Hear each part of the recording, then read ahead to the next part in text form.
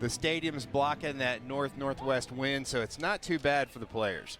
Hagen's been ready for about 2 minutes. Connor Westerberg in, and he will wave and miss. Our plate umpire, Ronnie Teague. Javero January at first. Umpire at second is Brian Hale. And over at third is Vic Carell. Westenberg has 5 home runs. He's hit in 10 straight games. 8 doubles for Westenberg as well. He's really swinging the stick well. And it's a team that doubles a lot. They're in the top 25 in the country in that category. Pretty good looking pitch for a strike. Tell you more about Westenberg as this doubleheader progresses. We've got 6 hours of baseball at least. We'll space things out just a bit. We'll pace ourselves, right? We're going to try. And there's a wave and a miss. So a little better start than the last outing when the first batter homered against Hagen. And then he pretty much shut down everybody after that. And he K's the first man that he faces. Yeah, really nice slider right there. You see the depth. Westenberg thought that ball, it starts in the zone. You can't blame him for taking a hack at that one. This is Cooper Hext. Started 57 games a year ago, a 4-year player. 13 base hits and a left on left. And Troy, I'm not sure which is worse. You know, that slider from Hagen is outstanding. I'd really hate to be a left-hander trying to hit it. Yeah, it's just a wipeout pitch. The horizontal movement, the break, 13 inches on that last slider. And Justin Hill of McNeese, their longtime head coach, was talking with us and some of the writers this week. He was talking about Hagen Smith, and he said they're not even video game numbers, they're cheat code video game numbers with what Hagen has done. You can see Hagen really going to his mouth, trying to get a good grip. That was the thing that hurt him in that first game, was just not being able to grip that baseball very well. Lost him right there. Sure did. 4-pitch walk to Hext, so he'll gladly take his base. Coach Hill said about Hagen, though, this guy's special, probably as big league ready as anybody. We're going to have a fight on our hands, and he said, Troy, the best chance to win the game is just to, keep this game close, maybe create some traffic, and try and get Hagen a little bit out of his rhythm, whatever that means. If that means running up the count, if it means fighting off fastballs in the zone. I think you just have to be aggressive on Hagen Smith when that pitch is in the zone. You can see Hagen, if he misses, that's been where he usually misses, just up in the zone. 5 in a row out of the zone. Chase Keaton, the hitter. You see the .340 average. Reach base in 12 straight games. Make it 6 in a row. And that first start against JMU, Troy, it just wasn't much fun for Hagen Smith. And DVH has said a couple of times we should not have played since. It was 35 degrees. It was windy. And in defense of Hagen, and they probably could have run him out after an inning, but he had already thrown 42 pitches. Gave up a 3-run wind-blown homer after a couple of walks. And, I thought maybe getting that strikeout to start this game might kind of just propel him forward, but he's now lost the strike zone. Yeah, there's a gate down in the McNeese bullpen that's open, and that's what the umpires are saying. Hey, we got to run somebody down there because there's no pitchers down in that bullpen. It's too chilly down there. They're going to stay in the dugout. How did we play 9 pitches in this game without anybody seeing that? You see everything up in the zone for Hagen. Again, he's a guy that finishes really high with his release point, but when he does miss, it is definitely up. Even at times last year when it wasn't cold, it felt like that first inning was the inning for Hagen. If he gets off to a good start, he's rolling, but that gave him fits on more than one occasion. Needs a strike here, and he gets one at 94. Yeah, I think you're right. It's kind of like a shooter in basketball. Sometimes you feel it early in a ball game, and I think that is Hagen. He's just got to get through that first inning. 3-1 pitch in there for a strike. There were times I felt like maybe he was warming up longer in the bullpen or shorter, just trying to find something that would have him game ready, where it didn't take 15 pitches to kind of find it on the mound. See if he's found it after 2 straight strikes after he had missed on 7 straight. And Hex draws a throw at first. He's stolen 3 this year, a team that doesn't run a ton in McNeese, but maybe early before this score changes, you might think about it. Leaning a bit is Hexton. He is safe. Hagan had him in no man's land, but he didn't throw the baseball right away. Yeah, just a little hesitation. You can see Hex was dancing off, and what a great job by Hex to reach that left hand in there. He took the right hand away. A little better throw, though, probably picks off Hext. And that's in. That's ball 4. So a couple of walks after the strikeout to begin the game.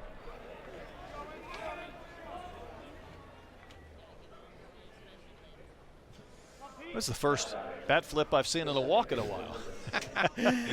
That was impressive. That was a good one. Peyton Lejeune, the second baseman, in. Got a Lejeune on the mound as well today. Peyton had a couple of home runs in their midweek game and drove in 7. So he's batting cleanup today. That came against Louisiana Christian. Later, you're going to tell me everything you know about the Louisiana Christian baseball program. Can't wait. Probably will not take long.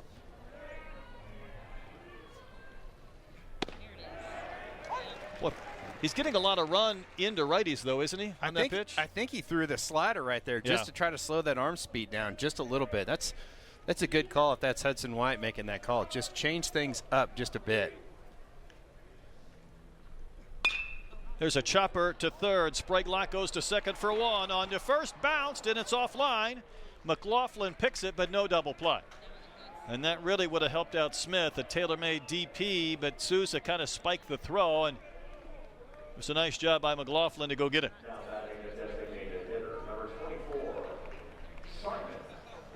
Hogs have been experimenting with their lineups and just different guys getting opportunities for playing time, so every game feels like a little different defensive alignment. Sprague-Lott did not play in the midweek game against UCA for the first time. Milovich is back in left. Here's Simon Larinaga, the DH. He's also hit a couple of home runs. Fans wanted a strike there and didn't get it. Pretty good pitch. Ronnie Teague didn't care for him. Might be noon, but you better be ready if you're an opposing player or an umpire, if these fans have their game face on.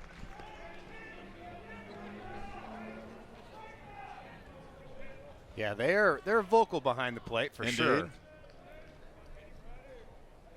Larinaga, a Temple College product. Well, that was a helpless swing. At the slider. Oh, and when you think it's going to be 94, 96, and it comes in at 82. Does that tell you he's just sitting on a fastball there and just can't hold back? I think so. He did not pick up any spin. You got to see the dot on the slider. You know what I'm talking about, then you're a hitter. The 1-2.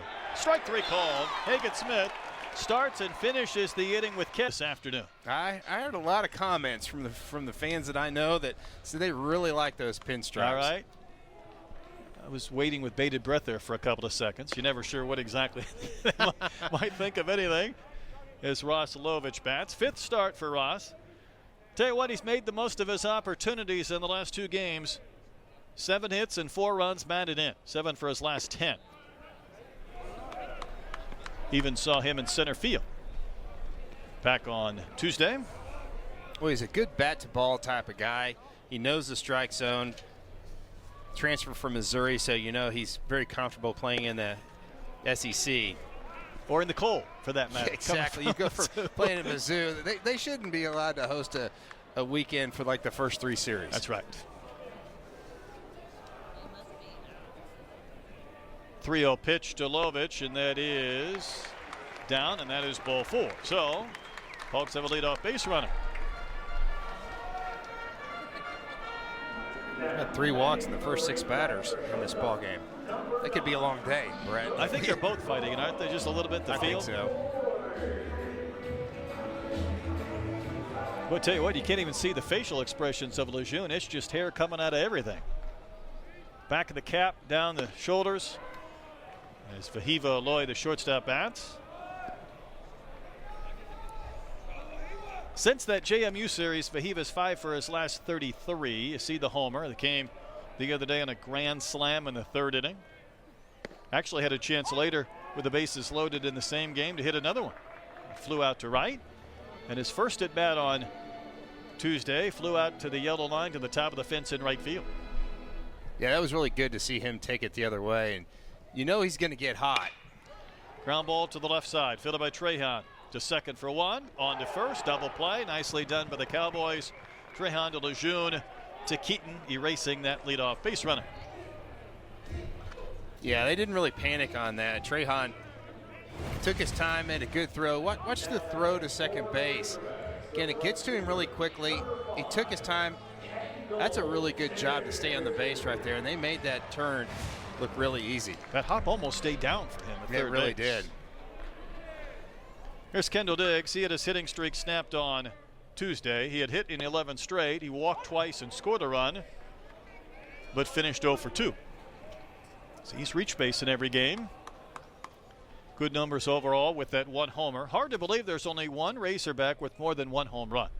I would have lost that bet. I would have lost my house or any of my other possessions had I chose to wager on that. Yeah, it's been pretty surprising. Then today the wind's blowing straight out to right field, so high fly balls to right are going to have a chance to get out of the yard today. The lefties will take it if they can elevate to celebrate. That was well painted on the outside corner at 93. How about this stat, Brett, for Lejeune? Left-handed hitters hitting 133 against him. That's pretty good, and that's kind of flipping the script on the righty-lefty matchup. Yeah, I think it's that changeup right there. It's got to be the changeup. Yeah. You know, this guy pitched 5 innings against Texas A&M and allowed 1 run on 5 hits, and Troy, he struck out 8. So I think that probably went into this start today. I think so, and if you don't know, Texas A&M is 14-0 on the season, so they're nothing to sneeze at. Might have 2 of the best hitters in the middle of their lineup. Bouncer to Lejeune, back on the outfield grass. One Lejeune helps out another. Hogs bat just 3. No score after 1 in game 1 from Baumwalker. About that thought process, you think that if you win the conference, then you kind of earned it. I think so. Not the way we do things. Braden Duhan is going to lead off. Leads his team in batting average at .388. And that is one serious mustache. That is fantastic. Raleigh Fingers would be jealous of that. Almost looks like that thing is glued on, doesn't it? He looks like a cartoon character almost with that thing. That is awesome. Yeah, look at that. We got to get a measurement from tip to tip and see how far that is. Good thing Dion didn't swing at that for Arkansas. Tell you what, though, it was Casey Shipley who got hit in the nose by a pitch the other day when he kind of turned into it for UCA. That mustache could get hit by a pitch. Turn sideways and have the handlebar get grazed. That'd be an interesting call by the umpire. Hit by pitch, struck his mustache. Stash only. There's a payoff pitch. Wave and a miss. Hagan's going to get his 3rd K after White completes the throw to first to McLaughlin. And there's 1 out in the 2nd inning.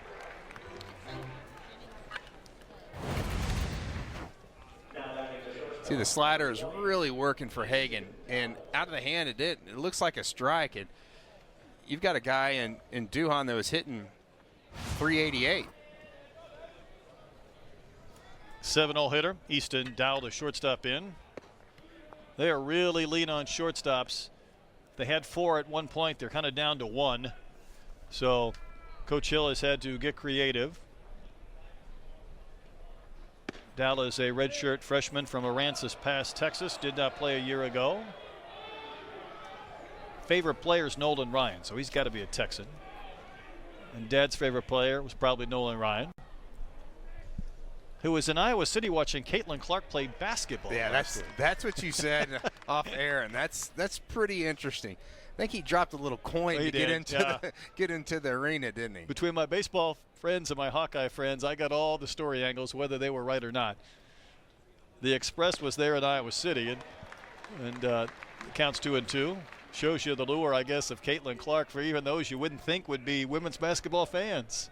It's pretty easy to pick out Nolan Ryan in a crowd. There's ball 3 down and in.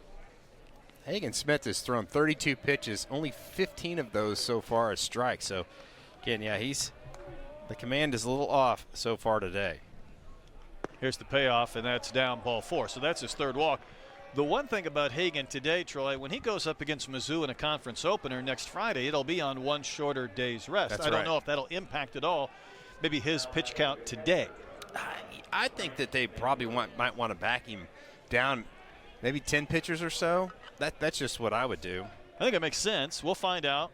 Coach Hobbs, the mad scientist, probably has it figured out. But what you didn't hope to have happen for Hagen is 3 walks early, kind of running things up. And this is Grant Mangrum, the catcher, who's knocked in 3 runs this year. And if you're McNeese, you want Hagen to throw as many pitches as he can throw early on in this ball game. You'd love to get to the Arkansas bullpen. You might have the tendency to say, as you're watching Hagen face anybody, if you just put the balls in the zone, there are hitters that aren't going to be able to square it up. Yeah. But when you simply can't be in the zone, you're just kind of running uphill and providing a boost to these hitters. In the first inning, he struck out the first batter, walked the next 2.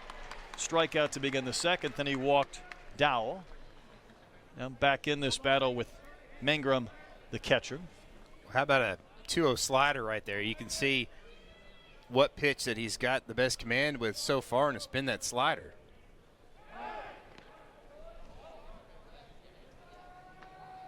It's a pretty animated call over there at first base when the play wasn't that close.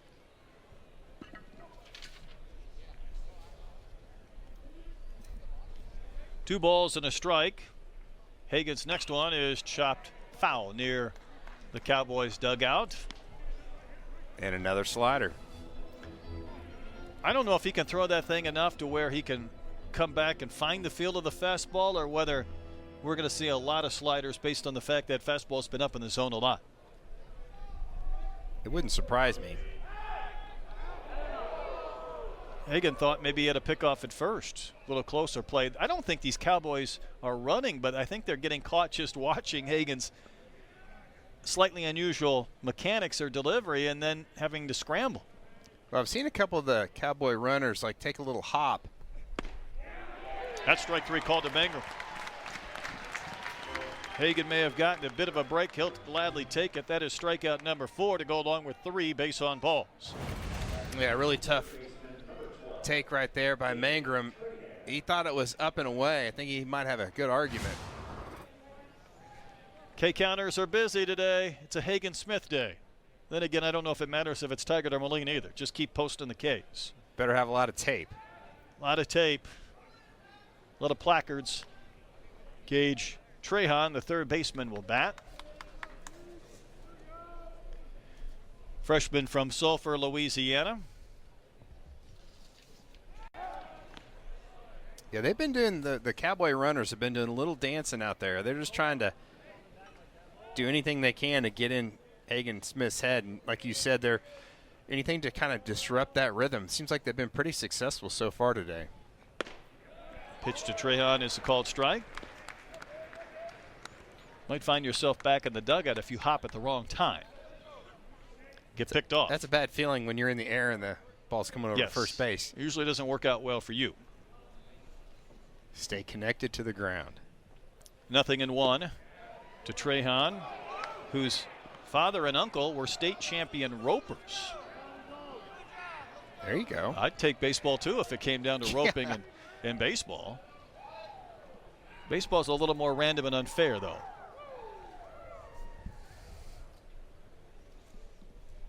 Huge hop for Dowd at first, but he's not running. Troy, I'm almost wondering if they're just hoping to advance on balls in the dirt or get some secondary leads where they can go first to third or advance on something that kicks away. Yeah, it's a little bit unusual technique over there, and you're right. They feel like that pitch is going to the plate. They really try to extend that secondary lead. Because the last thing you want to do here is get thrown out or picked off and have the 9-hole hitter have to lead off next inning. Yeah, that's exactly right. And they're a team that really doesn't run a lot. They're 15 of 21 so far in the season in stolen bases. Next pitch from Hagan on the outside corner. Strike 3 call. Troy, that's 5 Ks through 2 innings. Yeah, he's really starting to feel it now. Looks like that slider is. Looking for the first run in game 1 today. McLaughlin, Sprague-Lott, and Stovall will bat. McLaughlin has reached base in all 12 games this year, facing Cameron Lejeune, who walked a batter but only faced 3 in a hitless and scoreless first. Lejeune showed some pretty good stuff as he puts one to the top of the zone for a strike. Hey, he's really mixing his speeds well. He's got a live arm. Like you said, he'll sit 90 to 92, 93. Missed all of 2022 due to injury. Last year, just under 28 innings of work. McLaughlin kind of feeling for that one. That's his wipeout pitch against left-hand batters. It's that just really kind of turns over that fastball, takes a little bit off, but the sink on it's just exceptional. You could see where he could give a lot of guys fits. 2 strikes to Benny Barrows. And that is just outside. Not bad. It's a really good 0-2 pitch. Try to sneak one in the back door.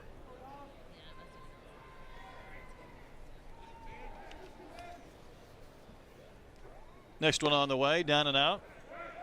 Yeah, when these teams met back in 2011, McNeese actually won the first game 8-6. Arkansas came back to win 8-3. And of course, a weekend series is a little different dimension. Everybody gets to run out their top starters. And that one is popped up. Winds will work this back into no man's land, and it's going to drop for a double. You could see that one coming. First, Trahan didn't have a play, then Dowd didn't have a play, and then I thought, where's Hext? Well, he wasn't going to get it. And it's really not that windy of a day, but I guess that ball was hit high enough where it started to move, and McLaughlin gets the gift double. We've seen a couple of those for hog hitters here at Baum Walker, and again, when that ball went up, you just knew it was going to be a little bit of trouble. You see the shortstop, Dowd, just kind of overran that one. You can see it just really took off right there at the end. Boy, if you're Lejeune, though, that just eats you up a bit. Sprague-Lott with a good bunt. Lejeune with a barehanded play through a strike to first. How about the pick from Keaton? Nicely done to get an out and to save a ball from going down the right field line. That was a great play both by Lejeune, the pitcher, and athleticism. And you can hear the fans cheering for Peyton Stovall. Watch how Lejeune bounces off the mound. He has to feel that barehanded, but what a pick. That is one of those long hops that's really tough to handle. Great job by Keaton over at Troy, first. this is a great ovation right now. These fans cheered when they had Peyton's name announced in the starting lineup, and it shows you the quality of baseball fans. This isn't just a guy coming to the plate in the second inning. Yeah, he's really going to make an impact on this offense. He's just a steady hitter. But I think this is these fans empathizing that the fact that Stovall's not been able to play this year. And there was some concern when he broke that foot back on February 5th. Might he miss a couple of months? And how would that disrupt his junior campaign, which probably could be his last? Seeing live pitching, though, and he takes a strike 2-1, and he's getting a good righty to face as well. Yeah, that's right. Well, you also have to remember that a season ago he had shoulder problems and missed the last half of the season, or at least the tail end. So he's missed a lot of baseball here lately. Yeah, last year 253, 5 homers, not a Peyton Stovall type of year. And, you know, he was probably impacted with his swing and with his offense with that shoulder injury long before he decided to have it taken care of. Just talking to Peyton off the field, it seems like mentally he kind of really handled this injury really well. The 2-2 pitch is a little bit outside ball 3. He's got a good outlook. He had a great outlook coming into this year, and I think it was tested a bit by missing time. You say to yourself, why me? You know, why does this have to happen? But back sooner than we thought. And as the DH, hitting in that 6-hole today, maybe he can drive in a run in his first at-bat of the year. There's a chopper that is cut off by Trahan. Nice play. And Stovall, of course, he has to race it out.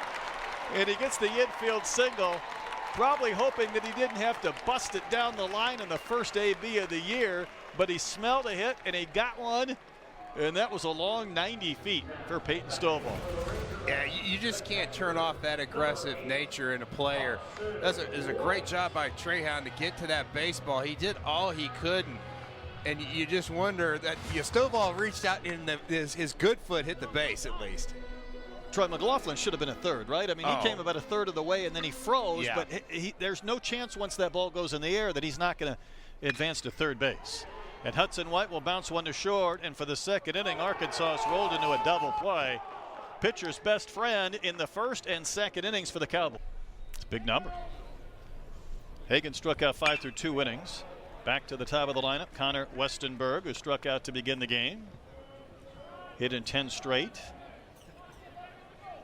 Arkansas, though, has bounced into a pair of double plays, so not the way they would like to begin this doubleheader. 2 9-inning games here this afternoon. Well, we're going to play some baseball today. Yeah, we're going to play a lot. We need to stock up on the snacks. Westenberg will punch one foul wide of first. Interesting story for Westenberg, a third-year player. I think he had maybe 1 hit in his career before this season. He's just kept working, playing hard, hasn't given up the spot, and all of a sudden he has 5 homers, 15 runs batted in. He's hitting 10 straight games. You just love it when a guy just gets the benefit of a lot of hard work, and then of course you get to face Hagan Smith, who has struck out 6 of the 10 batters he has faced. You know, and Coach Hill said coming into this season with the outs that Hagan has recorded, there's only been 8 balls put in play that haven't been strikeouts. Well, today with the strikeouts, there have been, 1 ground ball? Yeah, it's been pretty crazy. And yeah, you're right. You got to love, like, Westenberg in that story. You know, sometimes things just kind of click for you. Well, it's so easy to give up or transfer or just wonder when your time is going to come, but then to get it and make the most of it, I think it's been exciting to see. Hext, one of the few returners for this club, and you know, you think of a somewhat older team and you think, well, these guys have been here for a long time. It doesn't always happen that way either. And for Hext, last year 57 starts, one of the few that's been kind of the linchpin of their lineup. 65 hits last season, 25 for extra bases. He walked against Hagan. Ahead in the count here, 2-1. Chopper foul right on into the Arkansas dugout. Everybody watch their hands and watch their noses so nobody takes one. You just hope that's not a pitcher sticking that paw up there, or at least if they're going to do it, they're putting their left hand or non-pitching hand. I think everybody's going to touch it in the dugout. They're passing it down like it's candy or something. Now we're smelling it. Smell it? What's wrong with the baseball that it smells? You smell it. I don't know about that. That's interesting. This is what we do at recess. Here, this smells. Take a big whiff. You smell it. This is the first grade. A little chopper to third. Sprague Lott will throw on the run. McLaughlin applied the tag to Hext. Tell you what, Ben's made 2 good plays, and I think he lost a little bit of his arm on that effort as well. Yeah, he's nodding that he's okay, but yeah, you're right. That'll pop that elbow when you're having to reach across and that runner hits it. But Sprague Lott, he had a lot of time. He threw off balance, and that throw just really kind of sailed on him. But that's really good. Good job. And boy, you talk about, if he doesn't spin here, he really takes a blow. Yeah, I think that's a really good job. His feet are off the ground. He still had a little bit of a wince there. Chase Keaton also walked in his only plate appearance. Redshirt senior from Waco, a Murray State product. 33 games a year ago with a couple of home runs.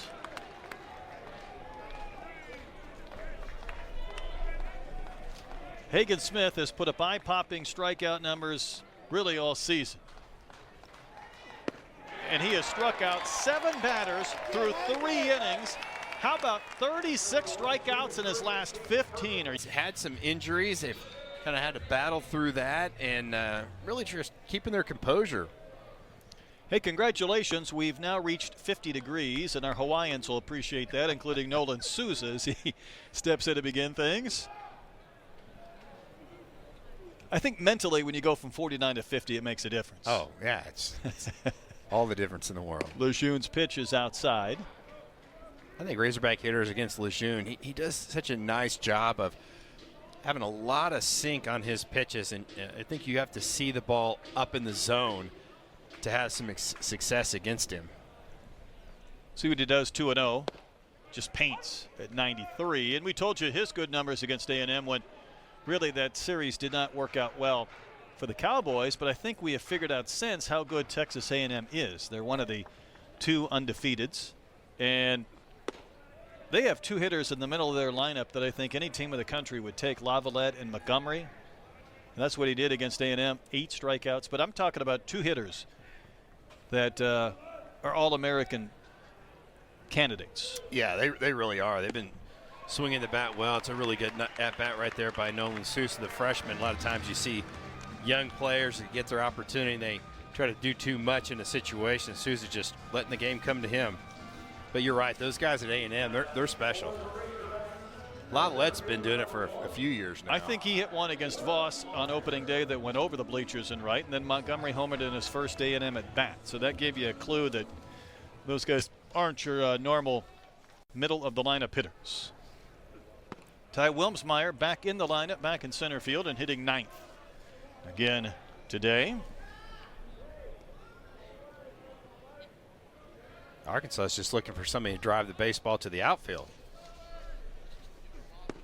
It has been a storyline that has been, I think, a frustrating one. Arkansas, Troy, is 104th in the country in batting average, just 11 homers, 111 as far as runs per game. Seen different guys in center field like Wilmsmeyer. And what DVH said the other day, and I think it's perfectly stated, they haven't maximized scoring opportunities. And when you're not hitting home runs or getting that really big swing, it'll probably be the case. Grounded into 2 double plays today. Often running his Sousa on a hit and run and fouled back. And sometimes when a team doesn't start well in 2 weeks, we always have the caveat, well, it's early, we understand that. But more often than not, it's amazing how an identity gets established or a pattern, and then you're talking about the same thing 2 months from now. Yeah, I think that's something they're trying to break. And that was a really tough hit and run pitch. It almost hit Wilmsmeyer, and he found some way to get the bat on the ball. 2-2, and he's going to foul one back and out of play. So the team doesn't hit well for a couple of weeks, or maybe you're not getting the big hit, and you're saying, well, things can change easily. It'll warm up. We'll face more live pitching. And then a month later, you're kind of going through the same thing. And that's the fear about a slow start, that maybe that's just what you're going to see for a while. And I think that was, obviously he's healthy, but I think that's a good situation to have, Stovall put back in the lineup, because you feel like he's a guy that is going to go up there and have some really good solid at-bats and just really put bat on the ball and really maybe hopefully kickstart this offense. What I think he can do is, once he's fully healthy, maybe get back on the top of the lineup, which helps solidify what that looks like 1 through 5 or 1 through 6 on a pretty much everyday basis. Well, he's a guy that can hit leadoff, but he's got some pop also. So, you're exactly right. I think he's going to really change the complexion of this team. Sousa running 3-2, and that throw down is not in time. Had that been a strike him out, throw him out double play, Arkansas would have been 3 for 3 and DPs. But Sousa gets his second base, even though Wilmsmeyer strikes out to begin the inning as far as the first out. Also the first K for Lejeune. Big jump by Sousa. He took a peek, and this was a really good throw by Mangrum. I mean, it was pretty close. That was a nice job by Lejeune to pick that one and apply the tag. So he's got the oven mitt on, but he's looking at the left hand, which doesn't have the mitt. So if we're going to wear an oven mitt, shouldn't you wear 2? Or none? I don't know. Because now you get rocks and everything in the left hand. He's still looking at it. He's checking his little watch. I think that's what he. But yeah, it's whatever hand you slide and reach out toward the bag with. You just don't want to jam that hand. Lovich walked to begin the Racerback first. He raced on a double play from Malloy.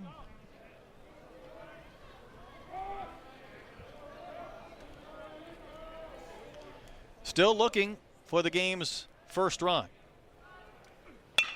A chopper to first. Keaton gets a nice big bounce, waves off Lejeune, takes it to the pillow unassisted for out number 2 as Sousa advances to third. So Troy, leadoff walk in the first, nobody reaches second. Leadoff double in the second, no runs come across. Leadoff walk in the third, and Arkansas hoping to get something. Well, like you said, DVH said it the best was we're just not taking advantage of our scoring opportunities. And you really, if you're an Arkansas fan, hope that Vahiva Loy will come through with an RBI.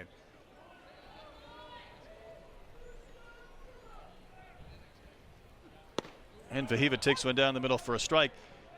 Guys have been batting in different spots in the lineup, and probably no one more than Vahiva, who has hit anywhere between 2nd and 7th. Hitting 2nd today. You better check the lineup card. Not sure where he is going to hit. And now he's down in the count, 0-2. Arkansas talks about trying to get to 2 strikes really quickly. Lejeune's done a really nice job of that so far. And again, you might see him just bury one right down with that sinker, but if you're Souza at third, you better be on your toes. You might get a pass ball wild pitch. See what he does, 0-2. A chopper to the left side, and it'll sneak through for a base hit past Trehan. Scoring is Souza. Aloy has knocked home his Hawaiian buddy, and that's the first run of the game. Well, off the bat, it looked like the Trehan was going to get to that baseball. Did it ever. And it just found a way to get through that hall pitch up in the zone. Lejeune, I know that's not where he wanted to throw that one. It looked like that ball had a little top spin and it stayed down just a little bit. I thought we saw that earlier in a ground ball to third. Yeah, you're exactly right. It stayed low. Almost like you're assuming you're going to get a little bit of a carom and you don't get one. And here's Kendall Diggs, who bounced out to second. It is only a B. Arkansas scores first.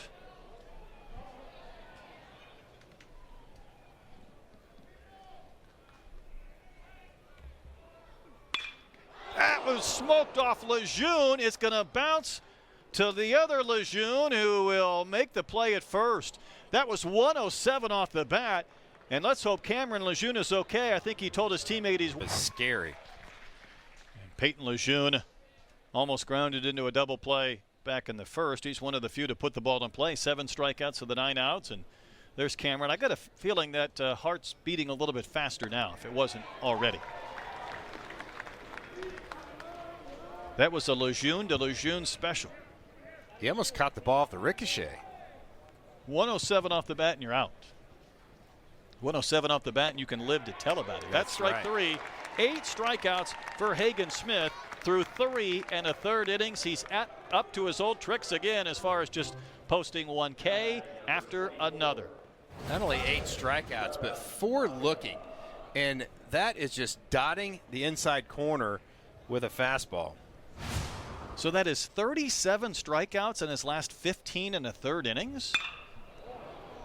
Larinaga will line one to left, and Lovich was shaded over into the gap, but he was able to take that on a bounce, and that is the first hit for the Cowboys. A 1-out single here in the 4th inning. Yeah, 107 off the bat. That was ripped into the gap by Larinaga. And brings up Braden Duhan, who struck out against Hagen back in the 2nd. This is a Cowboys team that came into this game hitting .282. Awfully similar to Arkansas, so way down in the rankings as far as 100 plus in the country. And there's Duhan in the stash again. Moss Bluff, Louisiana native, La Tech transfer. 51 starts a year ago. Pretty good bunt. Charging is Sprague Lott. Throws on the run, and McLaughlin has been a magician at first, being able to make some plays and then get out of the way of the base runners. That was a really nice job by Ben McLaughlin with being able to kind of shift his feet of which foot's on the bag to slide to the foul side of the first base. Watch McLaughlin. He's got 1 foot on the bag, and that throw's going to be over there. He switches feet. That's amazing. That is pretty slick for the big fella. You're right. We talk about footwork on the infield. Sometimes we don't assume that means first. We'd be wrong. As Easton Dow takes a big rip at 93 from Hagen.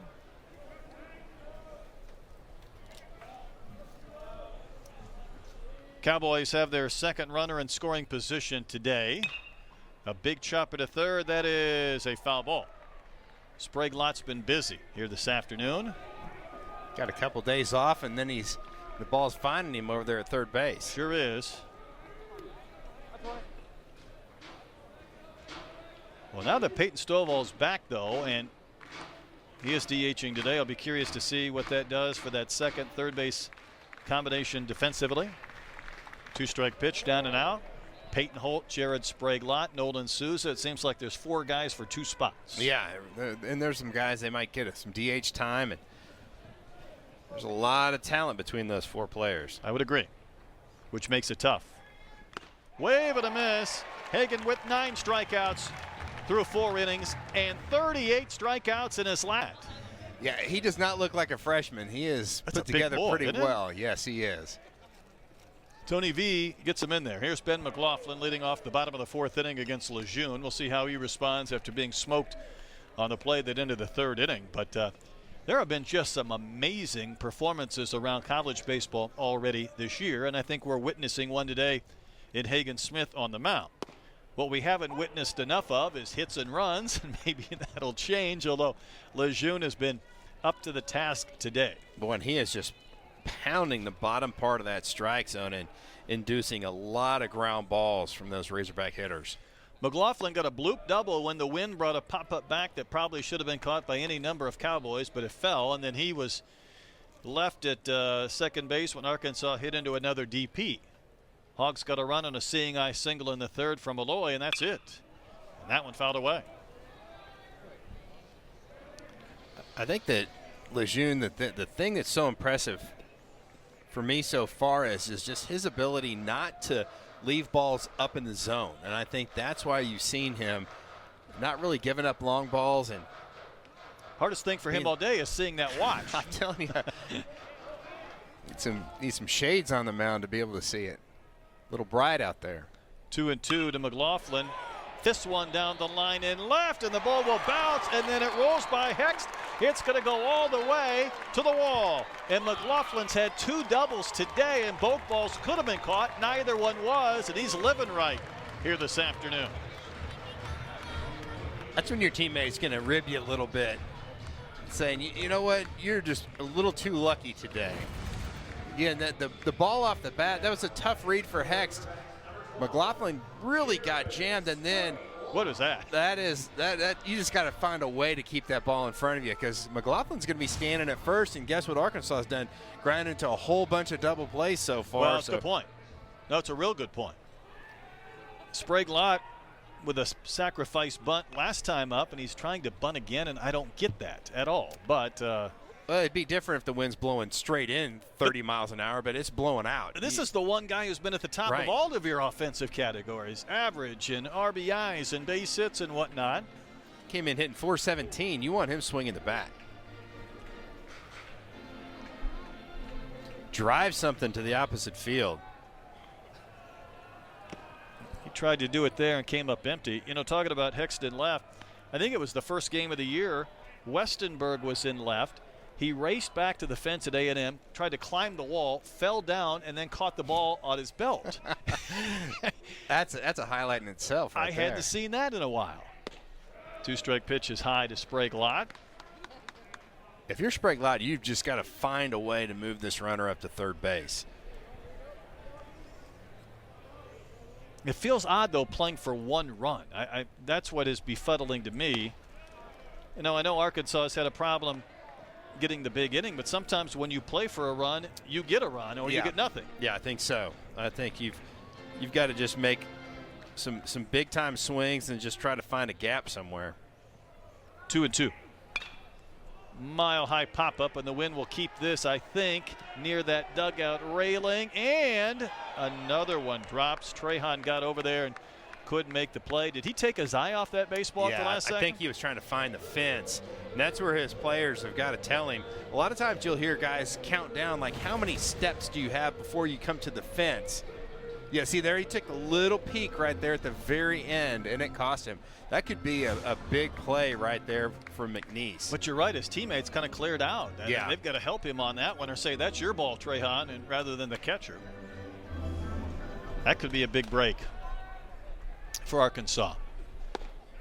Hogs are living right between McLaughlin and some pop-ups, and pop-up there by Sprague-Lott. At some point, you give a team extra pitches or extra swings, it's going to come back to haunt you. Of course, Kendall hit 107 off the pitcher's shoulder, and he was out. Ground ball to the left side.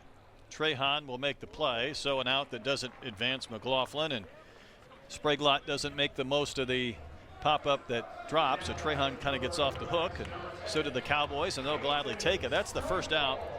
Now here's Stovall, who had an infield single on a chopper down the third base line in the second inning, first at bat of the year, and he had to break it down the line to get there.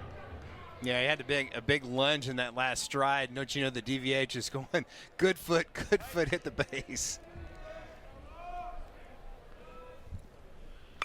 Stovall, big swing and a tapper going foul.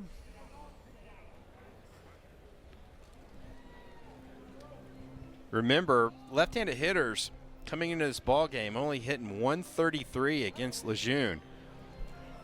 He really turns that pitch over. That was a changeup to Peyton Stovall right there. You might see him double up and throw another one right here. I don't think it's a bad thought process. There it was. No, that was 92 just with some run. A little bit of run. 1 ball, 1 strike. He definitely doesn't throw anything straight. Yeah, it's a nice arm.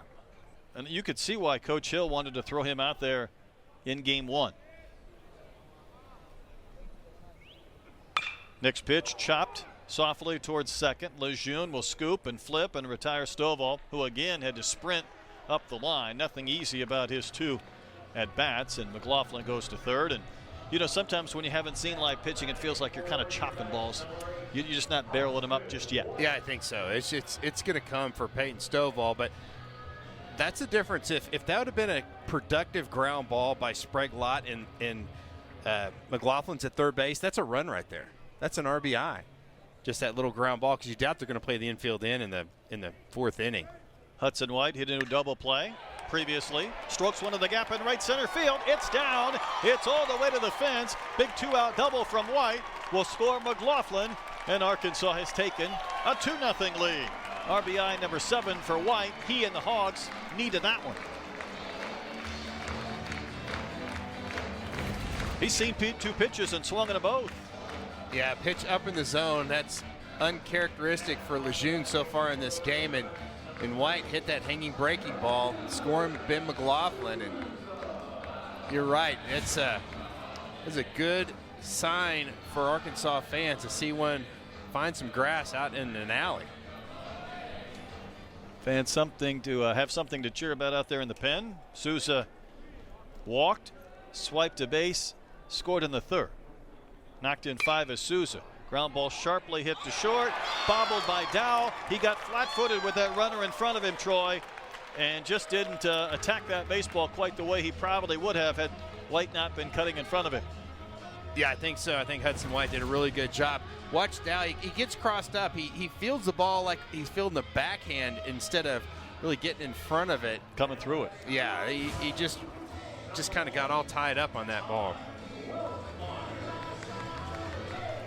E6 will continue the inning, and Wilmsmeyer will bat with runners on the corner. So now Arkansas has a chance to take advantage of the second misplay this inning. Only 1 error, but an opportunity to expand the inning. And this is where you want to see a big inning to make a team pay. Yeah, I think so. And nice adjustment by Lejeune. Going with the breaking ball away, you might just see Wilmsmeyer get a steady diet of breaking balls right here. Cowboys, of course, don't want to see it. But Arkansas, if you're trying to find a recipe to kind of put up a crooked number, something that they've only done a handful of times. I know they had the 7-run inning on 2 homers against UCA, but struggled to score beyond that. You think part of that formula would be maybe a free base runner, an error, or the opportunity to work with 4 or 5 outs. Yeah, the error, you really felt like Arkansas could do something with this inning, but now Wilmsmeyer down to 0-2. Pitch a little bit further off the corner from Cameron Lejeune. It's 1-2.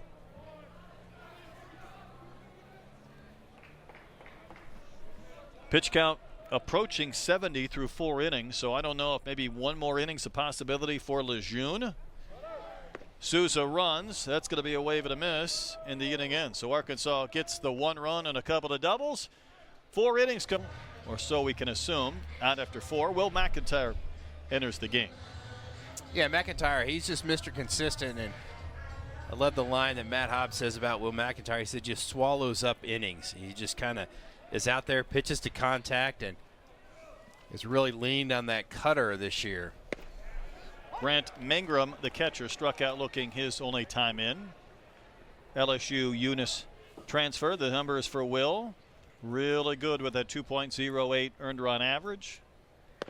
He might be a 4-inning type guy today. And I think earlier this year we thought with McIntyre we could see him on a Friday following Hagan, or maybe on a Saturday, and maybe even a closer if it required, say, a 3 or a 4-inning save rather than that normal come on, throw the 9th inning type of save situation. But this is a little bit different, entering in the 5th. And again, these are 9-inning games, 2 of them, not a 7 or a 9 and a 7 or whatnot.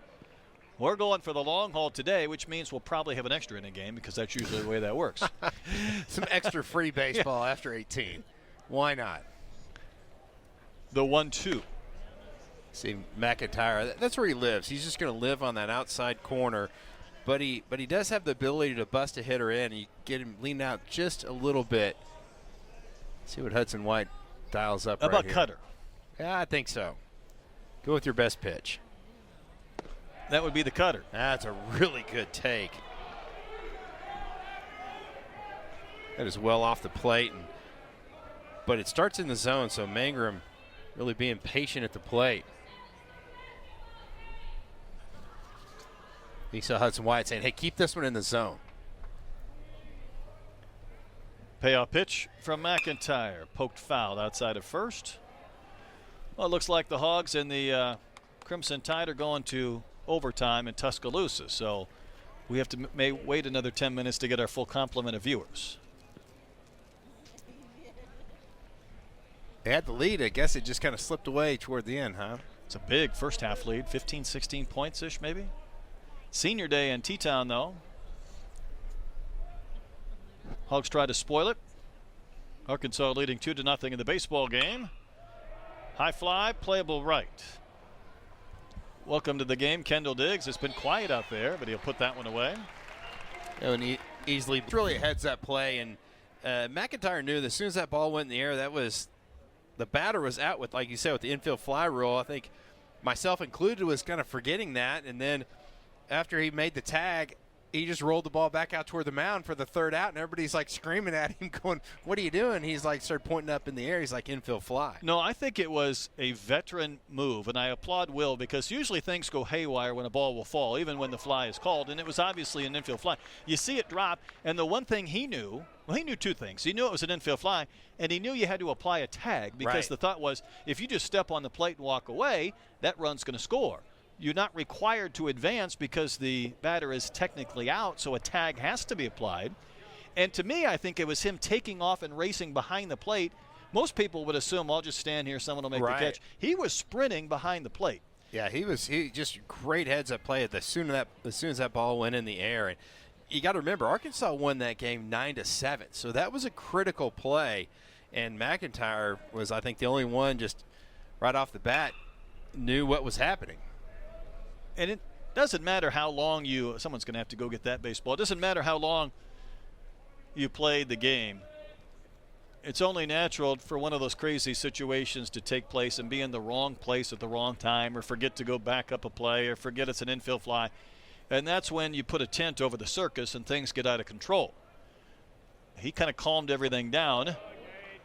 Misses there to send the count full. And you're right, key situation because Arkansas has just maybe not been able to get quite the separation offensively that they would like in a few of these games.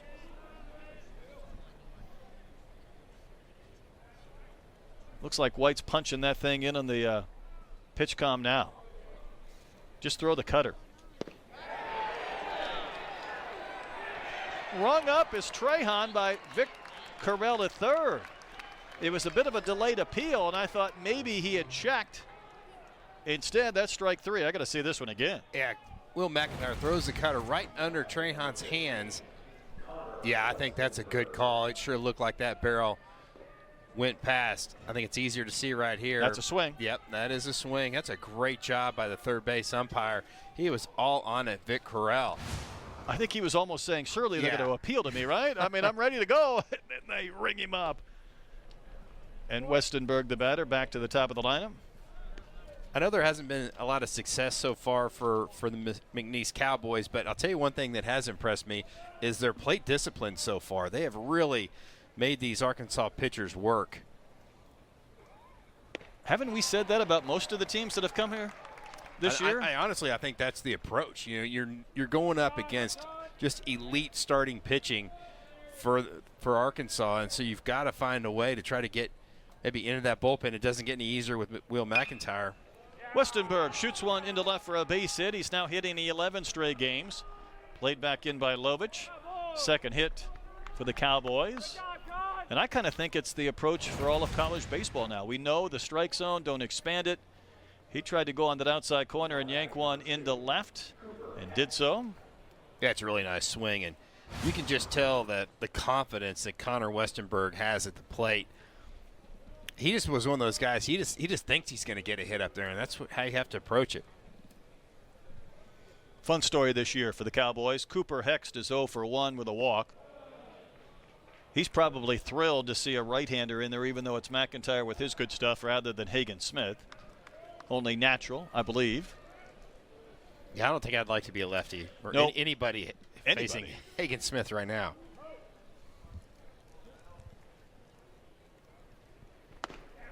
Over at the knees for a called strike.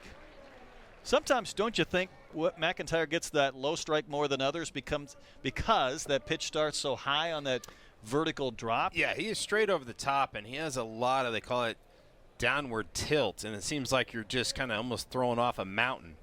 You see it as a strike, and then it might even finish maybe below. Bouncer in a right base hit, so Hext will single. Westenberg with 2 outs will motor to third base, and there's runners on the corners for the Cowboys. They have the tying runs aboard here in the 5th inning. Nice 2-out rally here for the Cowboys, and again, just patience at the plate, trying to see that baseball up in the zone. McIntyre wants a new baseball, and the home plate umpire is wanting to play ball, and McIntyre's still on the mound going, I don't want this one. It seemed like something would have to give at some point.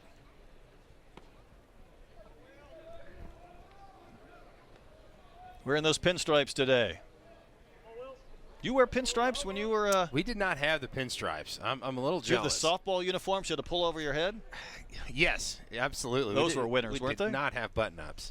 Here's Chase Keaton. You feel like a real ball player when you button up your jersey and you're not pulling it over like you're going to the beer league softball game and you've got Chico's bail bonds on the back or something. I think we were one step above that, but not much. 0-1 to Chase Keaton. Pitch down and in, and no throw to second, no throw to third, but White was faking everywhere. Well, Westenberg, he froze and almost was squared up, and I think if White would have thrown to third base instantly, it would have been a really close play. I do too. You're always fearful with 2 outs of maybe throwing one down that line. You know, my daughter's catching, and it's a new experience. And at times I was watching her throw behind runners. I'm like, listen, if your pitcher's in control, don't throw one away when he's going to get an out on the next pitch. That's exactly right. Or could. It's when your pitcher is kind of struggling to get that third out or an out that you try to help them at some point. McIntyre just, again, living on that outside corner. See if he stays out there, if he tries to sneak one in. I think he's going to stay right on that outside corner. Just keep trying to expand it just a little bit more. 2 balls, 2 strikes. McIntyre's next pitch. That's a good take as well from Keaton on a ball a little bit down. Yeah, Keaton just spit on that one. They're seeing that cutter pretty well. They really are. Good scouting report for the Cowboys. 2-0 Razorbacks, but a couple of runners in scoring position for McNeese. Chase Keaton waiting on a payoff pitch. Here it comes from McIntyre. In the air to very shallow center. A play for Wilmsmeyer, inning over. So the Cowboys get a couple of hits. They strand 2 runners in. Really outstanding. You can see why head coach Justice Hill is one to throw the right-hander out there. He's been exceptional. Top of the lineup, Ross Lovich rolled out to first and walked in his 2 plate appearances.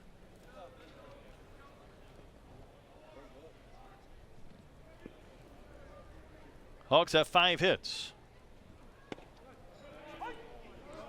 A pitch count for Lejeune is not terrible. Troy at 70, but you pointed out there's not a single person in their bullpen. No, it's a ghost town down there.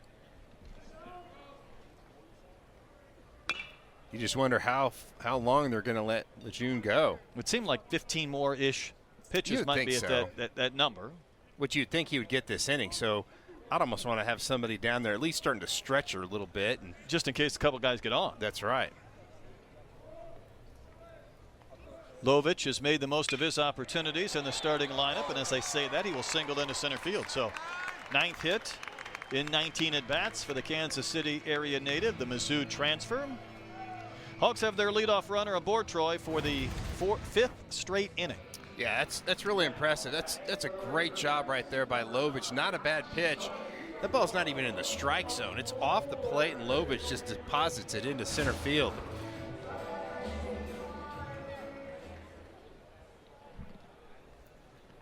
Aloy has knocked it a run with a single and hit into a double play. Vahiva's first Arkansas home run was 442 feet worth of a grand slam in the 3rd inning on Tuesday. Arkansas had 7 of their 9 runs in that inning.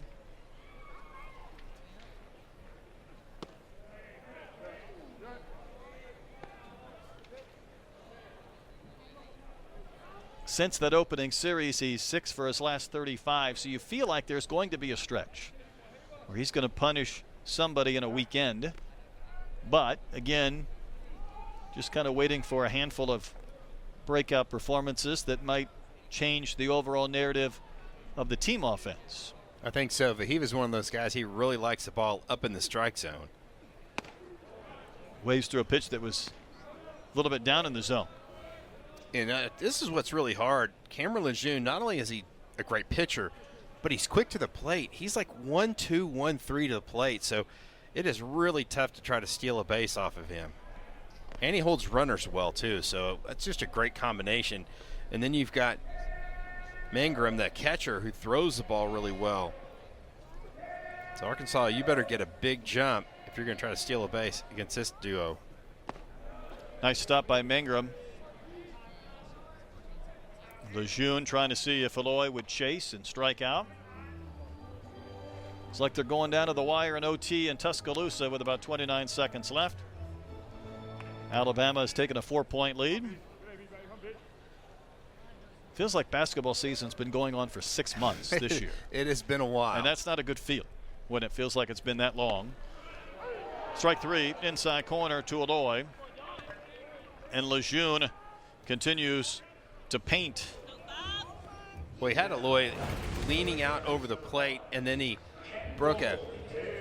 just turned that pitch over. That is like a really hard changeup, or just kind of gets on top of that and has like some down and in action to those right-handed hitters. Diggs is 0 for 2. He hit a ball 107 miles an hour off Lejeune's pitching shoulder that caromed on a bounce to the other Lejeune at second, who threw out Diggs.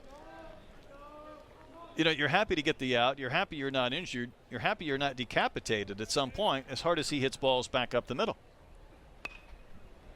If you can get Kendall Diggs to try to bunt, you've already won. You have won when the wind's blowing out to right field about 10 miles an hour.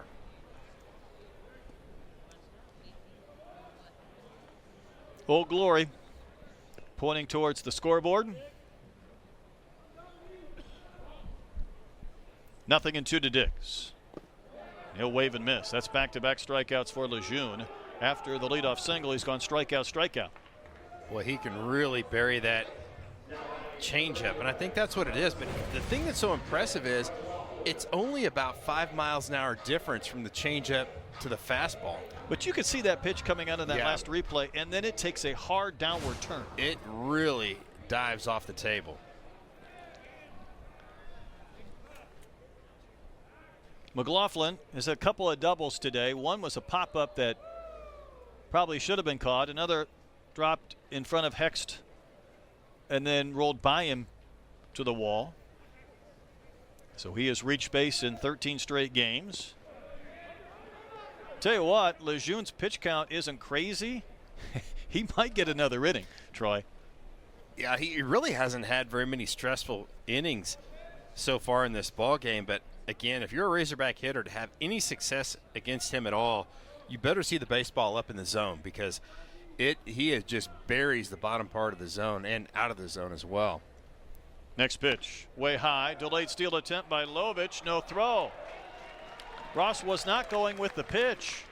I think he caught Mangrum napping just a bit, got a good secondary read, and made it to second base. And Mangrum trying to exchange that ball from the glove to the hand, he dropped it. So definitely no throw, and that's a runner in scoring position for the Hogs with 2 outs. Could be big. Strike called to McLaughlin. Ben has knocked in 12 runs this season.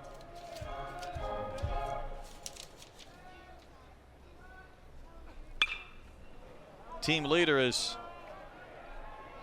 McLaughlin and Jason Jones tied in that top spot.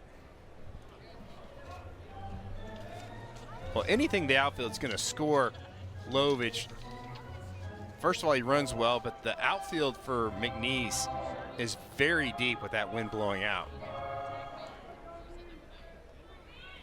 2-2 pitch. Chopper right to first. Big bounce for Keaton. Takes it himself. Retires McLaughlin. Arkansas has had their leadoff Laranaga and Duhan 4, 5, and 6. 3 hits for the Cowboys today. 4 hits for the Cowboys today as Peyton Lejeune singles to right on the first one here in the 6th inning. Aggressive job by Peyton Lejeune.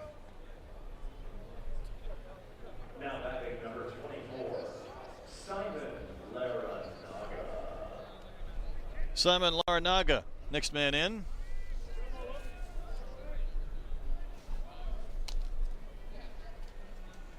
A single and 2 at bats. Mount Bellevue, Texas native through Temple College.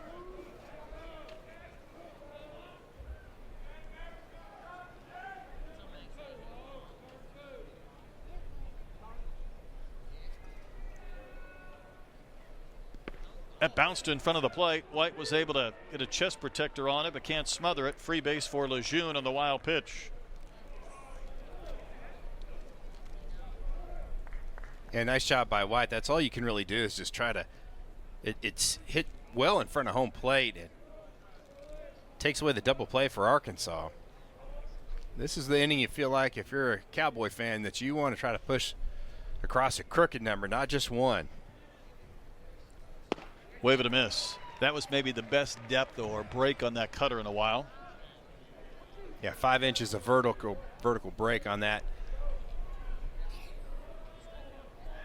Not a lot of sweep to it. Definitely some downward action. Did it again. Gets the wave it a miss. 3rd time's a charm. Sure is.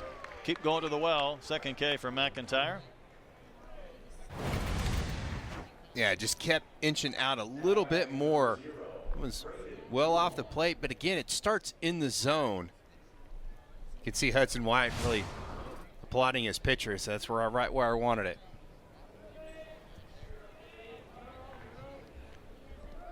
This is Duhan 0 for 2. Takes one right down the middle for a called strike.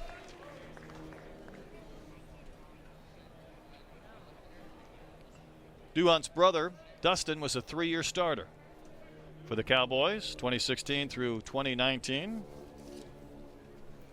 So this has become kind of the family business, playing baseball for the Cowboys. His brother won a few championships. They call him a throwback. That's Stash's throwback, but in another era, he might be kind of a leadoff hitter. Batting in the 6th hole here for the Cowboys. Taking that one just a little bit in. Again, Cowboy hitters showing tremendous patience so far. They've really been able to work those counts pretty deep.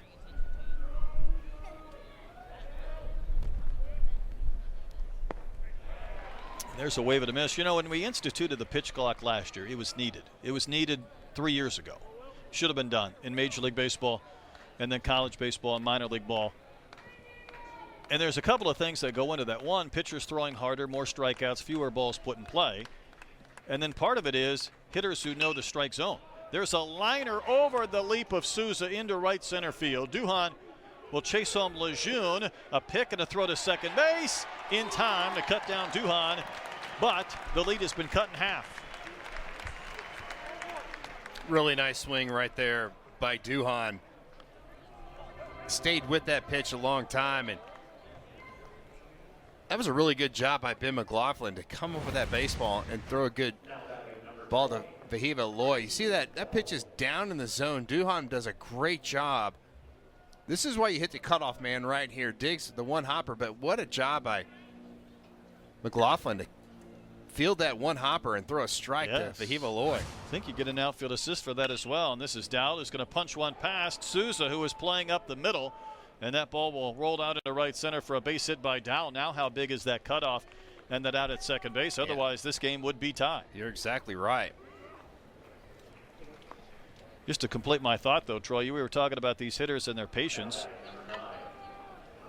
You know, part of the way this game has changed is hitters that know the strike zone. And then you see so many deep counts. When you have deep counts and you have too many delays, game times are too long. And that's, I think, in part why we have seen changes over the last several years at all levels. Yeah, it's really, really hard to watch that 4-hour baseball game. It's just a long time. And you understand why hitters don't want to chase. Sure. They're facing good velocity. They're trying to work the ball into the hitting zone. At the same sense, you understand why pitchers don't want to groove pitches, because people are hitting them 440 feet. So it's this cat and mouse game that you understand the strategy, but I don't think is good for the overall product. So you're trying to speed things along, but you still see hitters, more so now than ever before, who seem to understand the strike zone. And I think that's it, especially at the collegiate level. You still see a lot of teams with a lot of veterans. That's Jake Faraday warming up in the Razorback bullpen. But you're right, these veteran hitters, they know how to work a count. They're not afraid to hit with 2 strikes either. I think that's key. I think that is part of it. 2 strikes on Mangrum here, and that one is down and out. And hey, when you're facing velocity that's different from your day and age, you didn't see 93 from every single reliever coming out of the bullpen. No, you didn't. You saw those guys making the starts, and then once you got a couple of pitchers deep into the bullpen, you probably feasted, or that was the plan. Now you're seeing power arms after power arms, so it's still more important than ever to get a good pitch to hit. Yeah. But credit the Cowboys, here they come. Each team 6 hits. Now it's a 2-1 Razorback lead. Next one's down and out.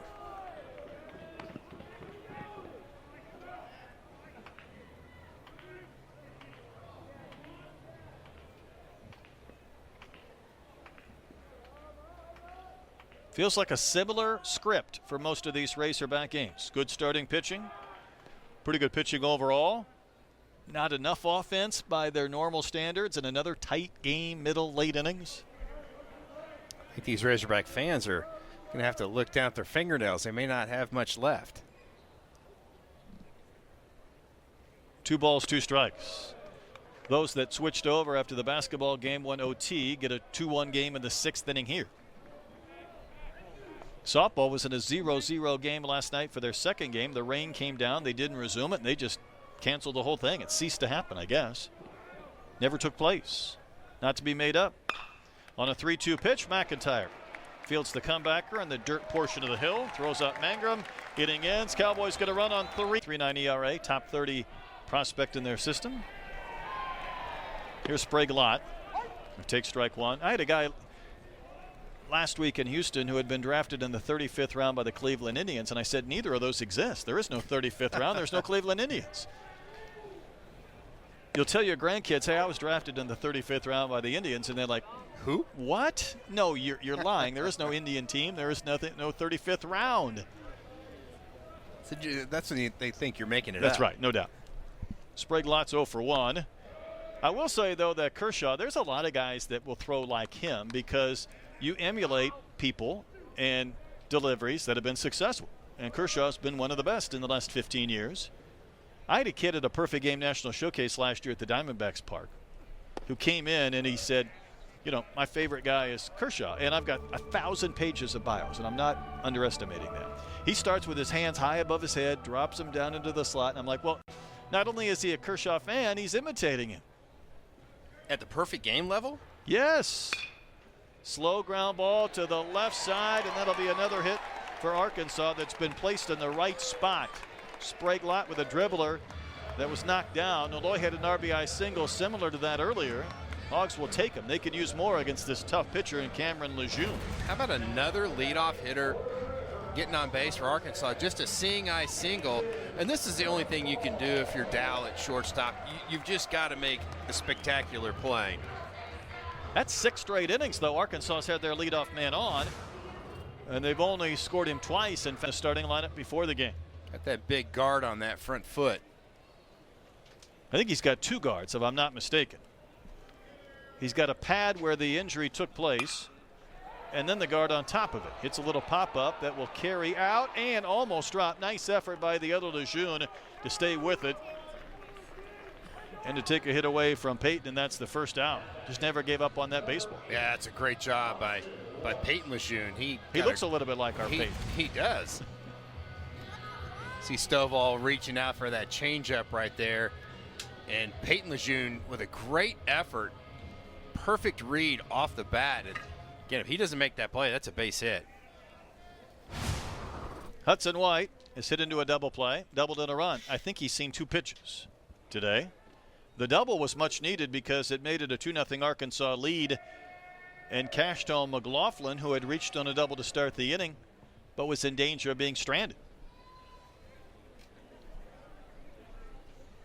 Just the way Moeller stands might make it a little bit tough as well to pick up that baseball. It's almost like he's looking to the left field foul pole when he closes off. You'll see it when he really brings that front foot much further down the line than the back foot. Yes, definitely really closed off and thrown it across his body. Feels like this would hurt. Just to kind of right yourself in the direction of home plate. I think he's going to need an adjustment after every time he goes on the mound. His back is all twisted up and corkscrewed. Good point. We call that old age up here, but his mechanics might get tested. Former Islander from A&M Corpus Christi. He was back there in 2022 and 2021. I don't think this first month has gone quite the way Hudson White would like. Maybe that double to drive in a run in the 4th. A harbinger of better things to come.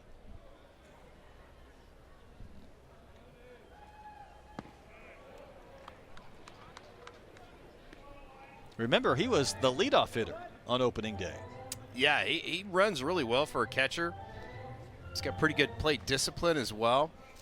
Ask him about Lubbock and what it's like to hit there, and he goes, you just have to hit a fly ball and it's going to blow out. There's no doubt about that. Fouled back and on a play. That's the pitch he wants back. That's about a belt-high fastball. That was the one.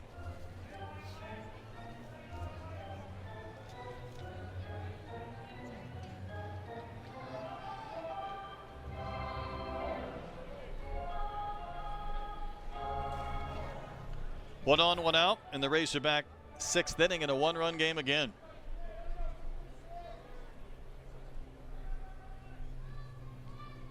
Moeller a long pause before the pitch to White. Fouled back and out of play again. Another belt-high fastball. That was at least on the outer third. You've got a guy in Sprague-Lott who's got maybe a little bit above average speed over at first base, so he's probably not going to be going anywhere.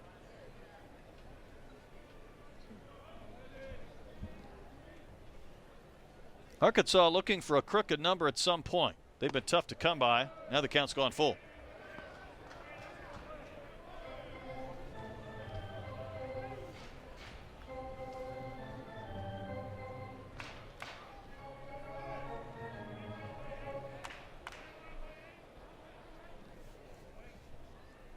Sprague-Lott draws a throw. He had a pretty short lead, but had to scramble back into the base.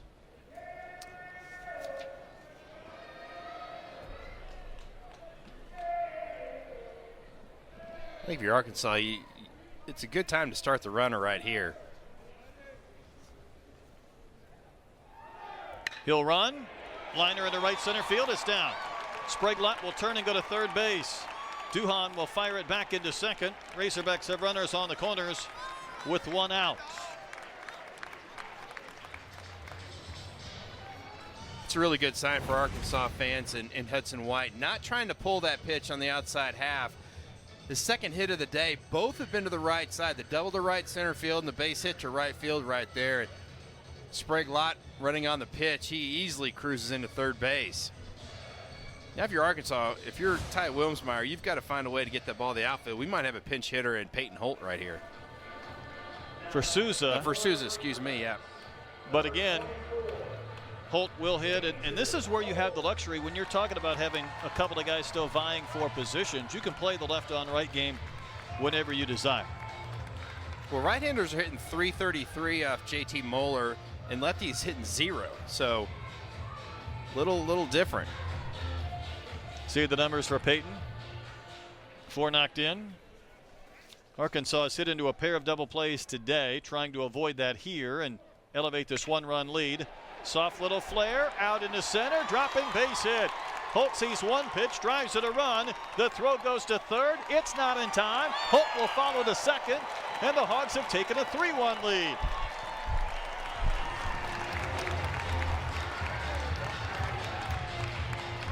Sometimes your best pitch as a hitter is your first pitch, and Moeller saws off Holt, but he just muscled that thing into the outfield. Big break for Arkansas. Does that throw have to go to second base there when there was a little bit of a stumble? Yeah, I think so. Watch the center fielder, Westenberg. He comes in there. Oh, excuse me, the left fielder throws that ball, and that allows another runner to come into scoring position. Now the Cowboys have got to bring the infield in the bottom of the 6th inning. Yeah, it takes away the double play. Yeah, that's really critical. And here's Hudson Polk. He's going to hit for Wilmsmeyer. So you have the catcher pinch hitting, or one of them, for one of the center fielders after one of the second basemen hit for one of the other second basemen. Confused yet? Polk, a lot of action. Yeah, a lot of moving pieces.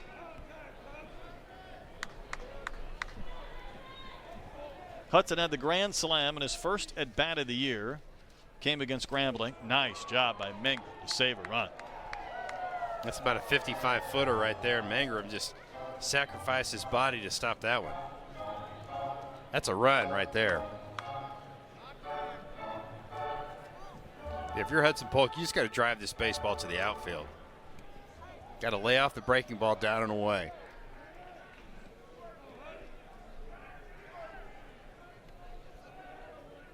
Arkansas looking for their first multi-run inning of the game.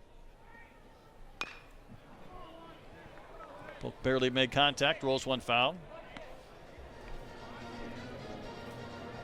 Hudson just a little too antsy. That pitch well out of the zone. Again, the Cowboys got the infield in. They're going to try to cut this run down at the plate. The middle infielders are back just a step. You know Moeller wants to strike him.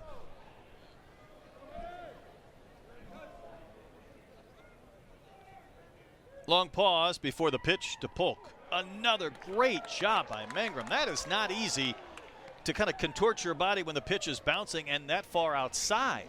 You can see him kind of shake his head. He did. I think he was beginning to say, how did I come up with it? He looks like a hockey goalie out there. That is impressive.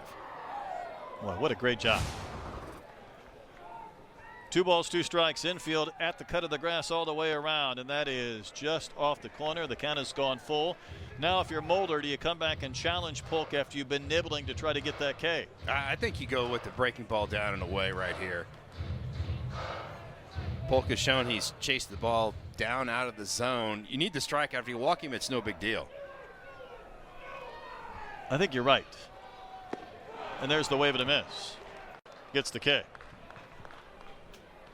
What was that pitch? It looked almost like he changed up a splitter. It almost looked like it looked like a splitter. 80 miles an hour. Low RPMs. Yeah, I think it was a changeup. He kind of turned that ball over. It just seemed like Hudson Polk was a little antsy in that at bat. He swung at several pitches outside the zone. This is going to bring another pinch hitter, Will Edmondson, up. That's 3 in a row. I'll tell you what, Mangrum won that sequence. Yeah, he looked. Oh, he did. He saved a run for sure. Will Edmondson will pinch hit. 3 straight. Maybe things travel in threes for Arkansas. Still looking for more than 1 run in an inning. 1 home this frame. White at third. Hold at second. I think if you're Arkansas, you just got to see the ball up in the zone. Moeller's just trying to entice a ground ball right here, and several pitches have been off the plate low. Yeah, he's nibbling and trying to get these guys to chase. Well, that's a dandy. And that's a good take if you're Edmondson right there. That's a pitcher's pitch. You let that one go. It's a breaking ball in the outside corner.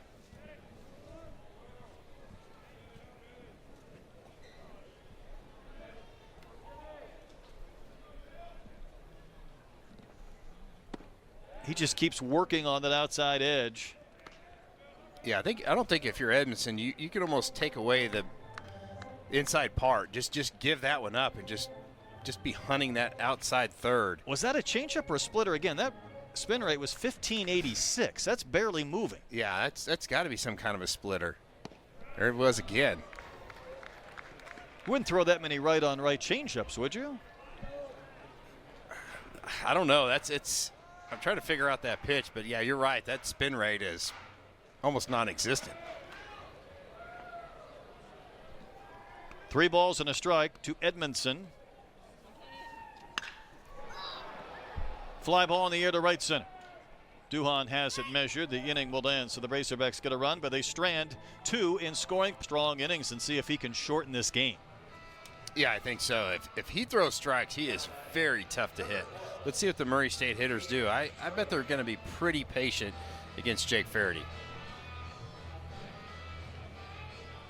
9-1-2 for the Cowboys. From McNeese, Trahan is 0 for 2, couple of Ks. And the first one from Faraday, rides outside at 95. Kind of that 3/4 arm slot. He'll get a lot of run, but that's the good news. The bad news is sometimes it's hard for him to keep that ball in the zone.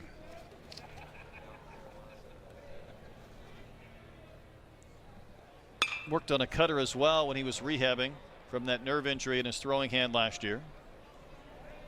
Cape Cod League All-Star for the Wareham Gatemen.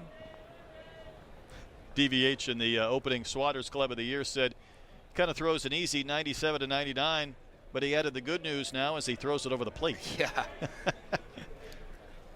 Turbo sinker was the term I heard from a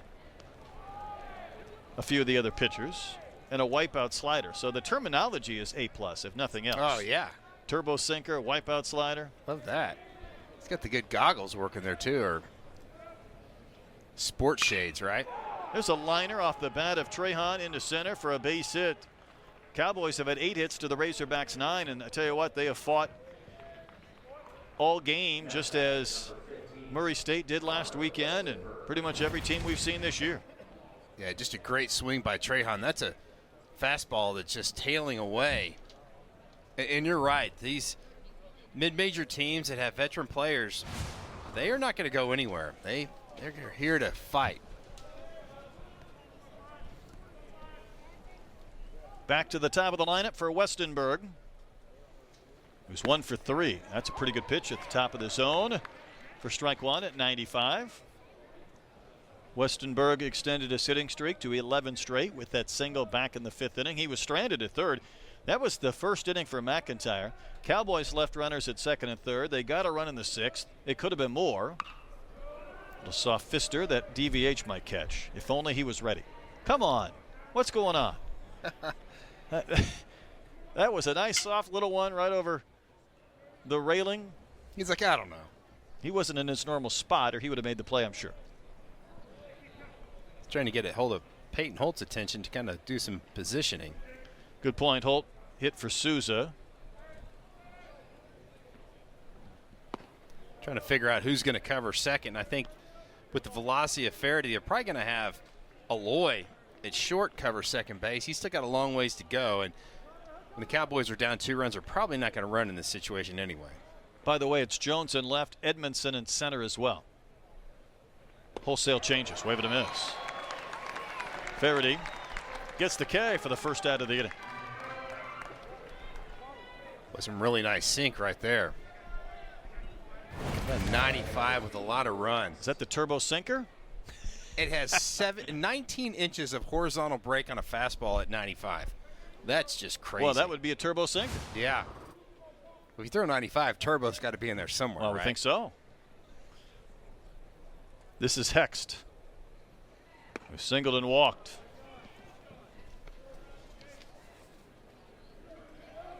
I mean, there's guys that breaking balls aren't even close to 19, 20 inches. No, that's one of those where you almost have to see it as a hitter to believe it.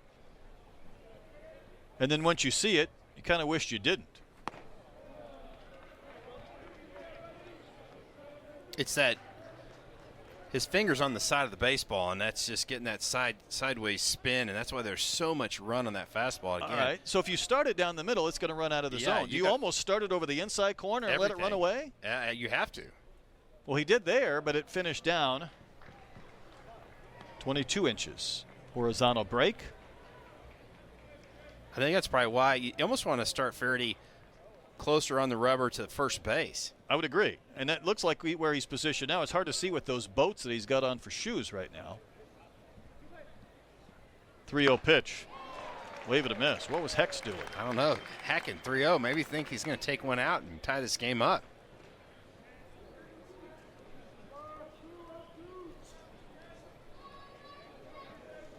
I don't mind swinging 3-0. In fact, I love it. I don't like swinging at pitches at my shoulders 3-0. At 96 to boot, you're not going to catch up to a pitch up in the zone with that much velocity. I'm looking at those shoes from Faraday. What do you got on a shoe size guess? Oh, they've got to be at least 13s. He's 6'3". Yeah, I might even go 14s on those. When he puts them together like that, it makes them look even bigger. That's ball 4, so X does get the walk after all of that anyhow. And now there's a couple of guys on base. Tying runs aboard for the Cowboys here in the 7th.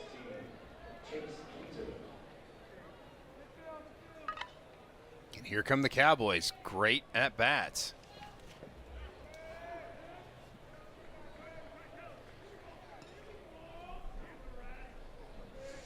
I think the thought with Faraday is his arm slot started to creep lower and lower. It led to more strikes. Made that slider more of a slur. Maybe it helped with that horizontal run. 3-hole hitter Chase Keaton in there now.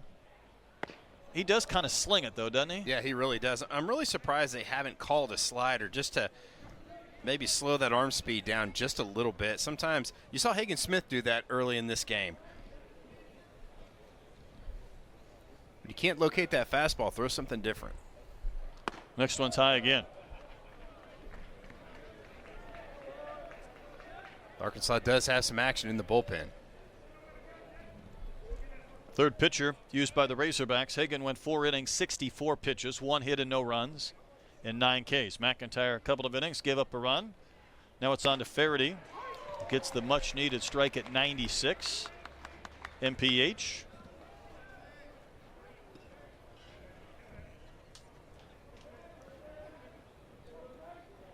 Faraday starts with those hands high above his head, comes set at his belt. That one's not close. 3-1. What's your rope like here? Should you walk a batter or see the bases go loaded? I think you go get him. I think Arkansas's got, I think that's Cody Frank down the bullpen, who you know is a prolific strike thrower. That kind of says it all right there. Oh, maybe it's Gabe Gackle down there in the bullpen. Good pitch. A little bit of an exasperated look there from Hobbs for a second, just wondering if Faraday could battle back in this sequence. He did there to Keaton, so the count has gone full. Lefty-righty combo working. Big pitch here to Chase Keaton. Fouled back in the zone at 96. Good job by Keaton to spoil it, to see another. Here's the question. Can Faraday throw 3 straight strikes? Well, we're going to find out. Indeed.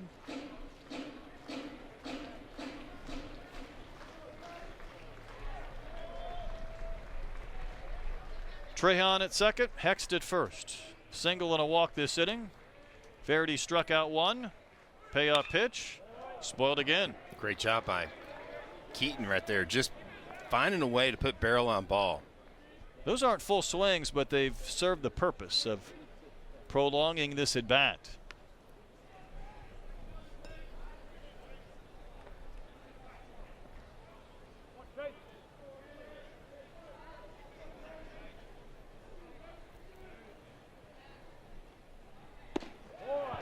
And that is ball 4. So Keaton won the battle. Here comes DVH. And I think we have our answer. 24 campaign. A lot of traffic out there on the bases for the Cowboys. This is their cleanup hitter, Peyton Lejeune, who has scored the lone run so far when he singled leading off last inning. Arkansas is playing back except for Sprague Lott at third base. Next one from Gackle. Cut on a missed at 96. He does not waste any time. He gets right back on that bump. Fourth pitcher used by the Razorbacks, and we're only in game 1. 2 9-inning games today. Big sequence with Peyton Lejeune. Fouled back and out of play.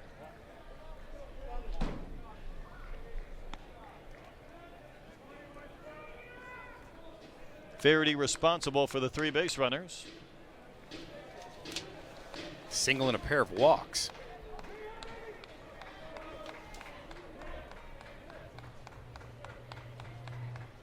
Lejeune will wave and miss. So Gackle gets a much needed K for out number 2 of the inning. That's just no nonsense. Straight up good old country fastballs right there. Up in the zone with some really good carry by Gabe Gackle. Gasoline. Now batting for McNeese, number 22, Cole Plowman. Looks like a pinch hitter as well for the Cowboys. Larinaga, the DH, was scheduled, but instead it's going to be Cole Plowman.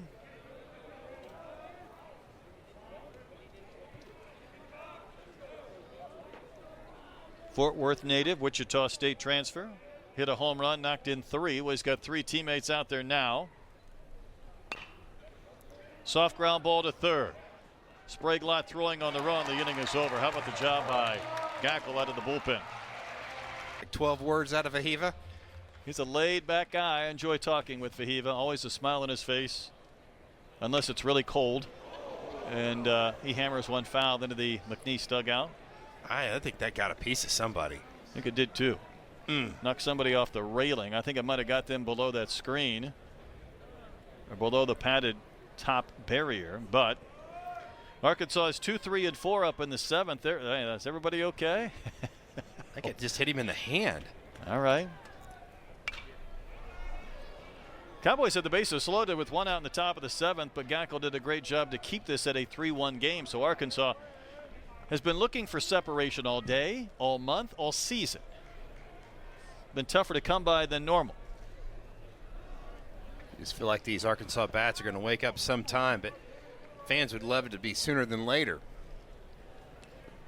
Muller's been tough, and we saw him working on that outside corner, Troy, and I kept saying, was that the changeup? And we checked our scouting reports, and he does throw right on right changeup. So even though those things didn't have many revolutions, he was really fading them away from the righties and causing a lot of problems.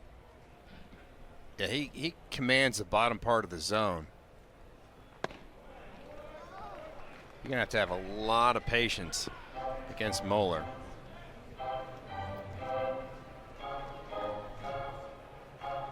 Fahiva singled in a run in the 3rd, bounced one into left. Plating Souza, who's no longer in the game. Wave and a miss. There was that changeup again, I believe. That is a dandy pitch right there. He'll throw that pitch right around 79, 80 miles an hour. Watch him just turn this one over. Looks a little bit like that cutter from McIntyre, the way that breaks down like that. How about 17 inches of vertical break and 17 inches of horizontal break on the same pitch?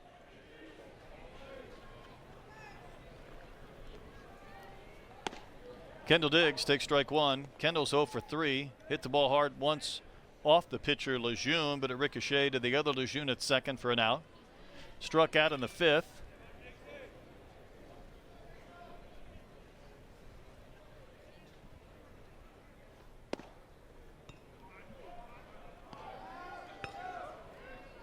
It's the second time in this game that Kendall Diggs has squared around a at least show bunt. A feel like I need to go back to sleep and wake up tomorrow when we've removed ourselves from the bizarro world. That was a knee buckler right there. One thing DVH said about bunting the other day I think made more sense to me than any of the other conversations. He said, sometimes you do it just to get on a scouting report. Like, hey, you shift this guy, he's going to bunt against you. Some might say, go ahead, and they'll call your bluff. Others will say, well, if he's willing to bunt, or if you do it once and you get a hit, then maybe they're less willing to move infielders around against you. Yeah, I think so. That's really wise. And I think there's something to that, and I'll follow up with more after this 2-2 pitch. He'll wave and miss. Another changeup. Another changeup. I had a guy in the big leagues who homered off a knuckleball pitcher, and the next day around the batting cage, he comes over and he says, you know, I'm going to be in the starting lineup against every knuckleball pitcher the rest of my career. Right. And I said, you're right. Exactly. Because someone will say, hey, you know, Downsy homered against the knuckleballer. Let's put him in the lineup. But right now, Kendall's having one of those days that'll leave you shaking your head just a bit. Well, I think against Moeller, you're probably going to get one pitch to hit, and Diggs took it as the first pitch of his at-bat. A couple of unusual doubles for McLaughlin and a ground out, part of his 2-for-3 afternoon.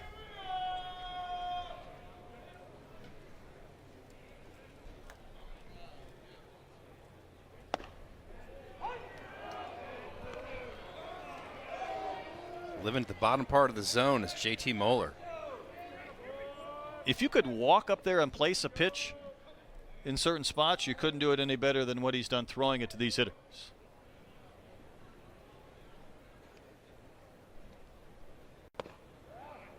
Even that one is just off the corner a bit, 2-1. You know, I really, as a hitter, didn't like to move around in the box, but I think I would against him. I think I'm going to try to get up in the box and try to take away that bottom part of the strike zone.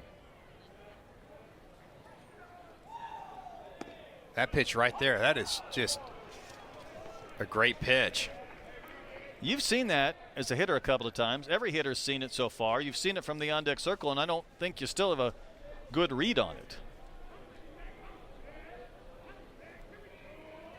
Now he can spike this one right here and get the swing and miss. Count's gone full. We've said it a few times against these Cowboy pitchers is if you're an Arkansas hitter, you definitely have to see the ball up in the zone.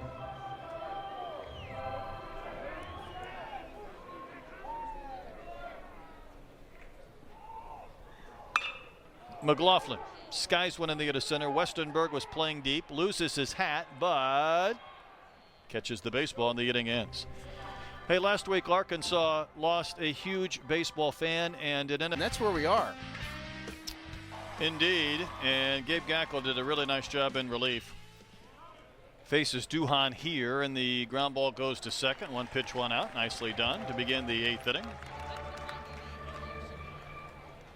How nice is it for DVH and Matt Hobbs to run a freshman out there, and he just is calm, cool, and collected. He just has ice in his veins. 3 batters face, 3 outs. Easton Dowell is singled in 2 at-bats.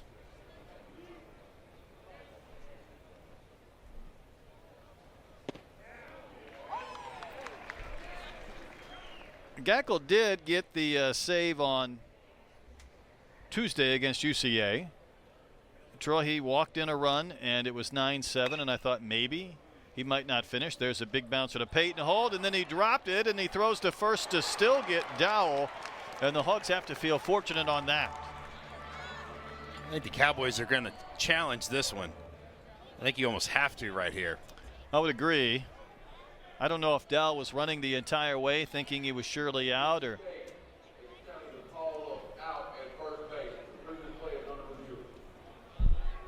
and heard Chavero January indicate the review.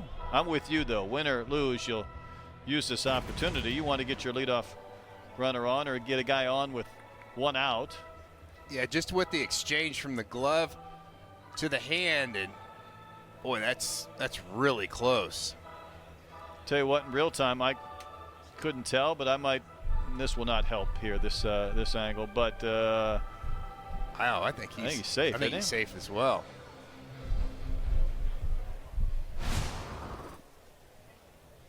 If Holt was able to play that, drop it, and then catch it on one bounce, maybe. But he had to reach down around the dirt and pick it up after he bobbled it out of his glove.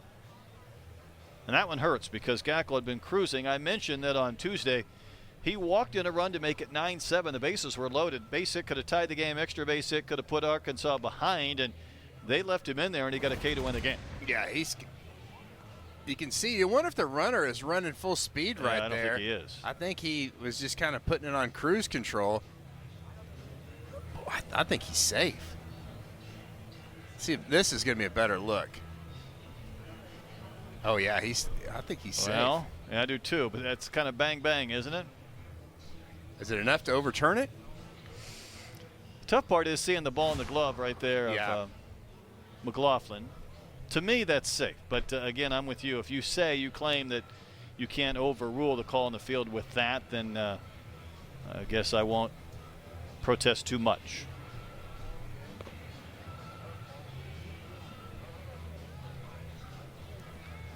About to get our verdict. The call of out on the field will be overturned. McNeese State retains its challenge and still has 2 remaining. You got to announce your own overturned call when you're at first base. And that hurts for Peyton because that's an error. Yeah, and you're right. Gackle is just absolutely cruising along. Now you bring the tying run to the plate with a left-handed hitter. I think this is going to be a pinch hitter right here. Indeed. I think it's Parker Stroh. And is North Dakota native through Southern Indiana, Wabash Valley College.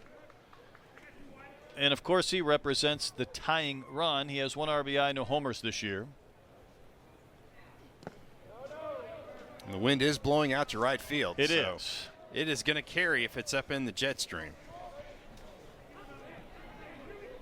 Young man who grew up playing hockey for 15 years out of North Dakota. Taking to the baseball route. Third school for Parker Stroh. I love it when it says his hobbies include surfing and golfing when he's from North Dakota. And yet he played hockey for 15 years. Surfing and hockey do not seem to be tandem hobbies. That sounds like a hobby on a vacation. I don't think you can categorize that as a hobby. I went to the beach for 3 hours. 1 on, 1 out, 1 ball, 1 strike.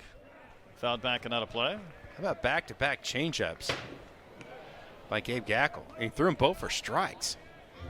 That's the thing that's impressive about Gackle. He can go up there 96 and fill up the strike zone with the fastball and then come back with something off speed. And we've yet to see the big overhand curve. And you talk about that save where he struck out with the batter with bases loaded to win the game against Murray State, and that's what he did. He froze him on a big overhand breaking ball.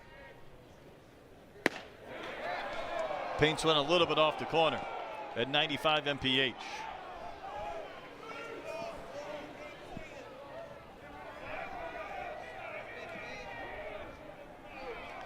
(3-1) Razorbacks, top of the 8th. Cowboys have stranded 10 today, Troy, if my numbers are correct. Yeah, they've had a lot of guys on the base paths, and they just cannot find that big hit. They're looking for it right here. All right, my numbers are correct. They've left 10. 2 balls, 2 strikes to the pinch hitter, Stroh. Wave and a miss. Arkansas pitchers not bashful about picking up the strikes and strikeouts either. You go back to your best pitch if you're Gabe Gackle, and that's the fastball. He just reaches back and blows 196 with a little bit of run in that outside corner. That's a great location. Trehan, the 9-hole hitter, singled in his last at bat. Arkansas pitchers today have struck out 14. Just an average day in the ballpark for these. A day that ends in Y. I tell you what, it's been impressive. But again, the tying run at the plate.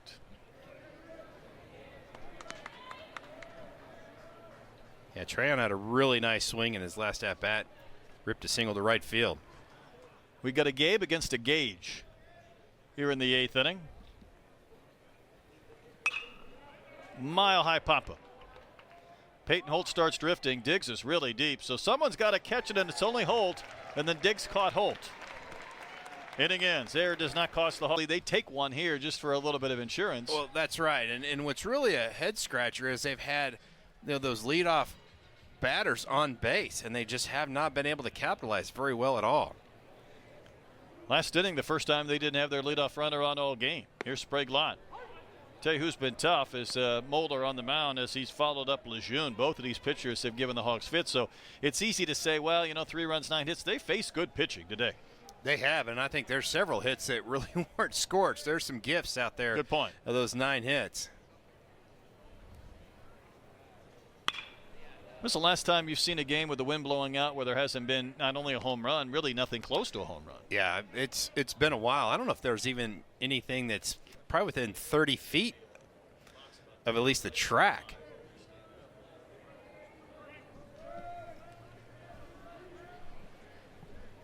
Nothing in 2 the count. The Sprague Lott.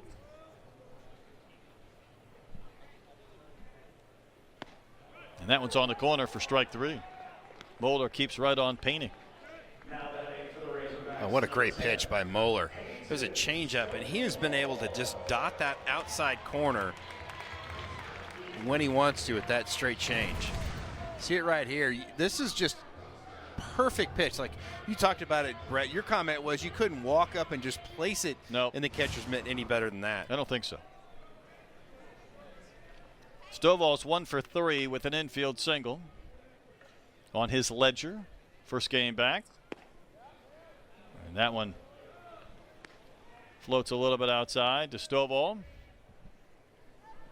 15-17 on the spin rate. Yeah. That is floating. Has to stop for refueling. Yeah, a steady diet of changeups right here to the left-handed hitting Stovall. I mean, you haven't seen live pitching in a game situation since February 5th, and all they're doing is fading changeups at you one after another. Well, they got him to pop up on his last at-bat. It almost fell into center field, but a great play by Lejeune, the second baseman. Then he gets a fastball, but you're not quite thinking you're going to see one. It's 2-1. That was pretty right good down spot the as chute, and well. it locked him up. I think you're pretty safe to go back and hunt changeup right here. I think so. Check swing, foul ball. Fans in the sunshine trying to make a play. Not warm sunshine. Someone got it. On the ricochet. You wait for it to smoke the person to your right. And That's then right. You pick it up.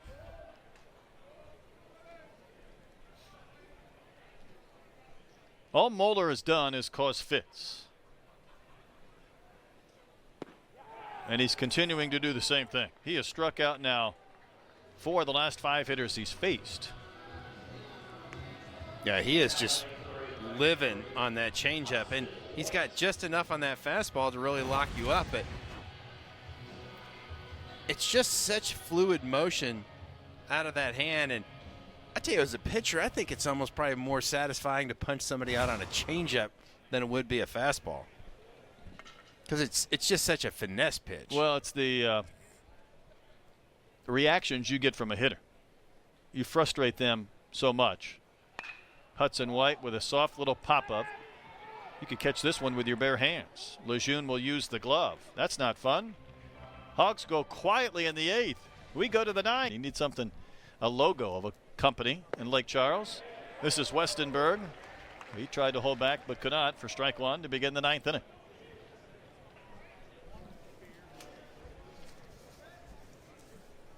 Westenberg has singled and struck out 3 times.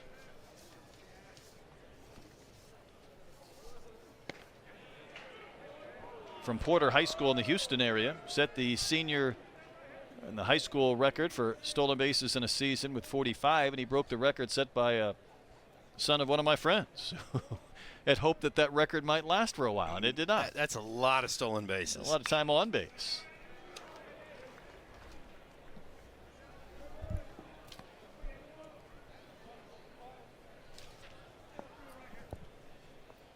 Tell you what, though, one base runner would sort of make things interesting. Yeah, it really would. Think of McGackle. I'm coming back with that big overhand curve right here.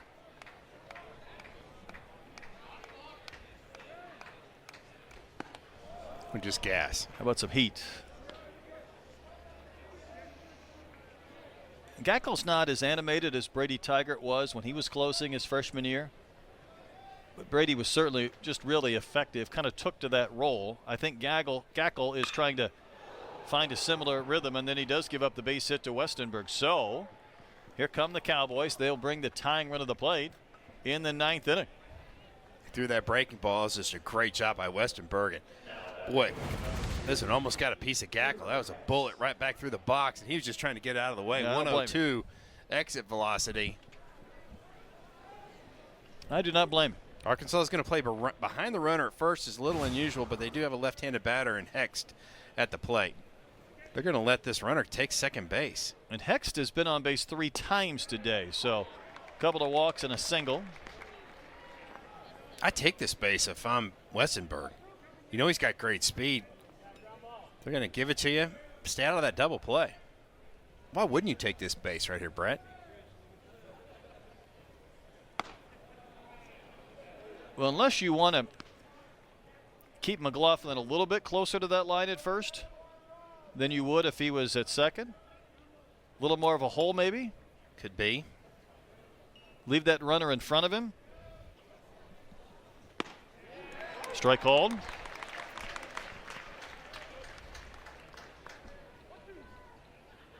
Defensively, Arkansas, the outfield's playing no doubles over their head, up 2 runs.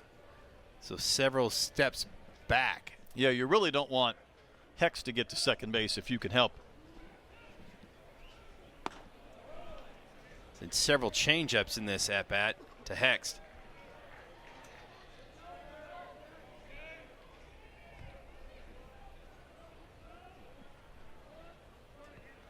I think Gackle's just going to lean on his strength, which is that fastball. Still looking for the first out this inning. It's a great take right there by Hext. All right, so you haven't been willing to run Westenberg, and it hasn't killed me as much as it has you, but I think you probably run here. Arkansas's got, I think, a left-hander. It might be Stone Hewlett down in the bullpen.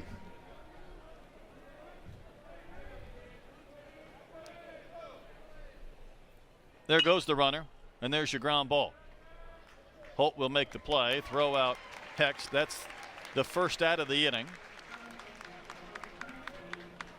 And a runner in scoring position for McNeese. Now batting, number 16, Chase Keaton.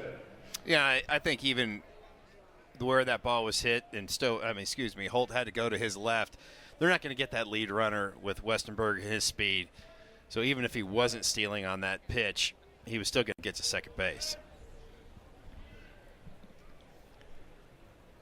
Chase Keaton, the 3-hole hitter, takes strike 1. Yeah, Arkansas is not even really trying to worry about holding Westenberg close right here. That run doesn't mean anything.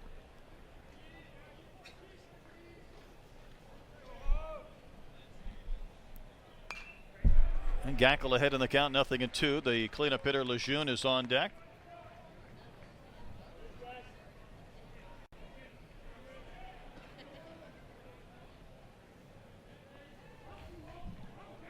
Three-1 game, 9th inning.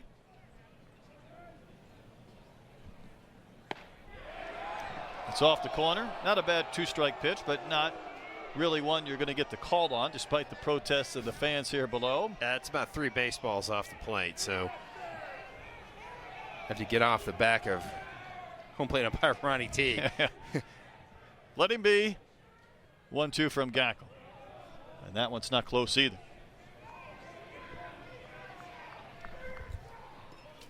Good at bat by Keaton. He's battled back and even the count.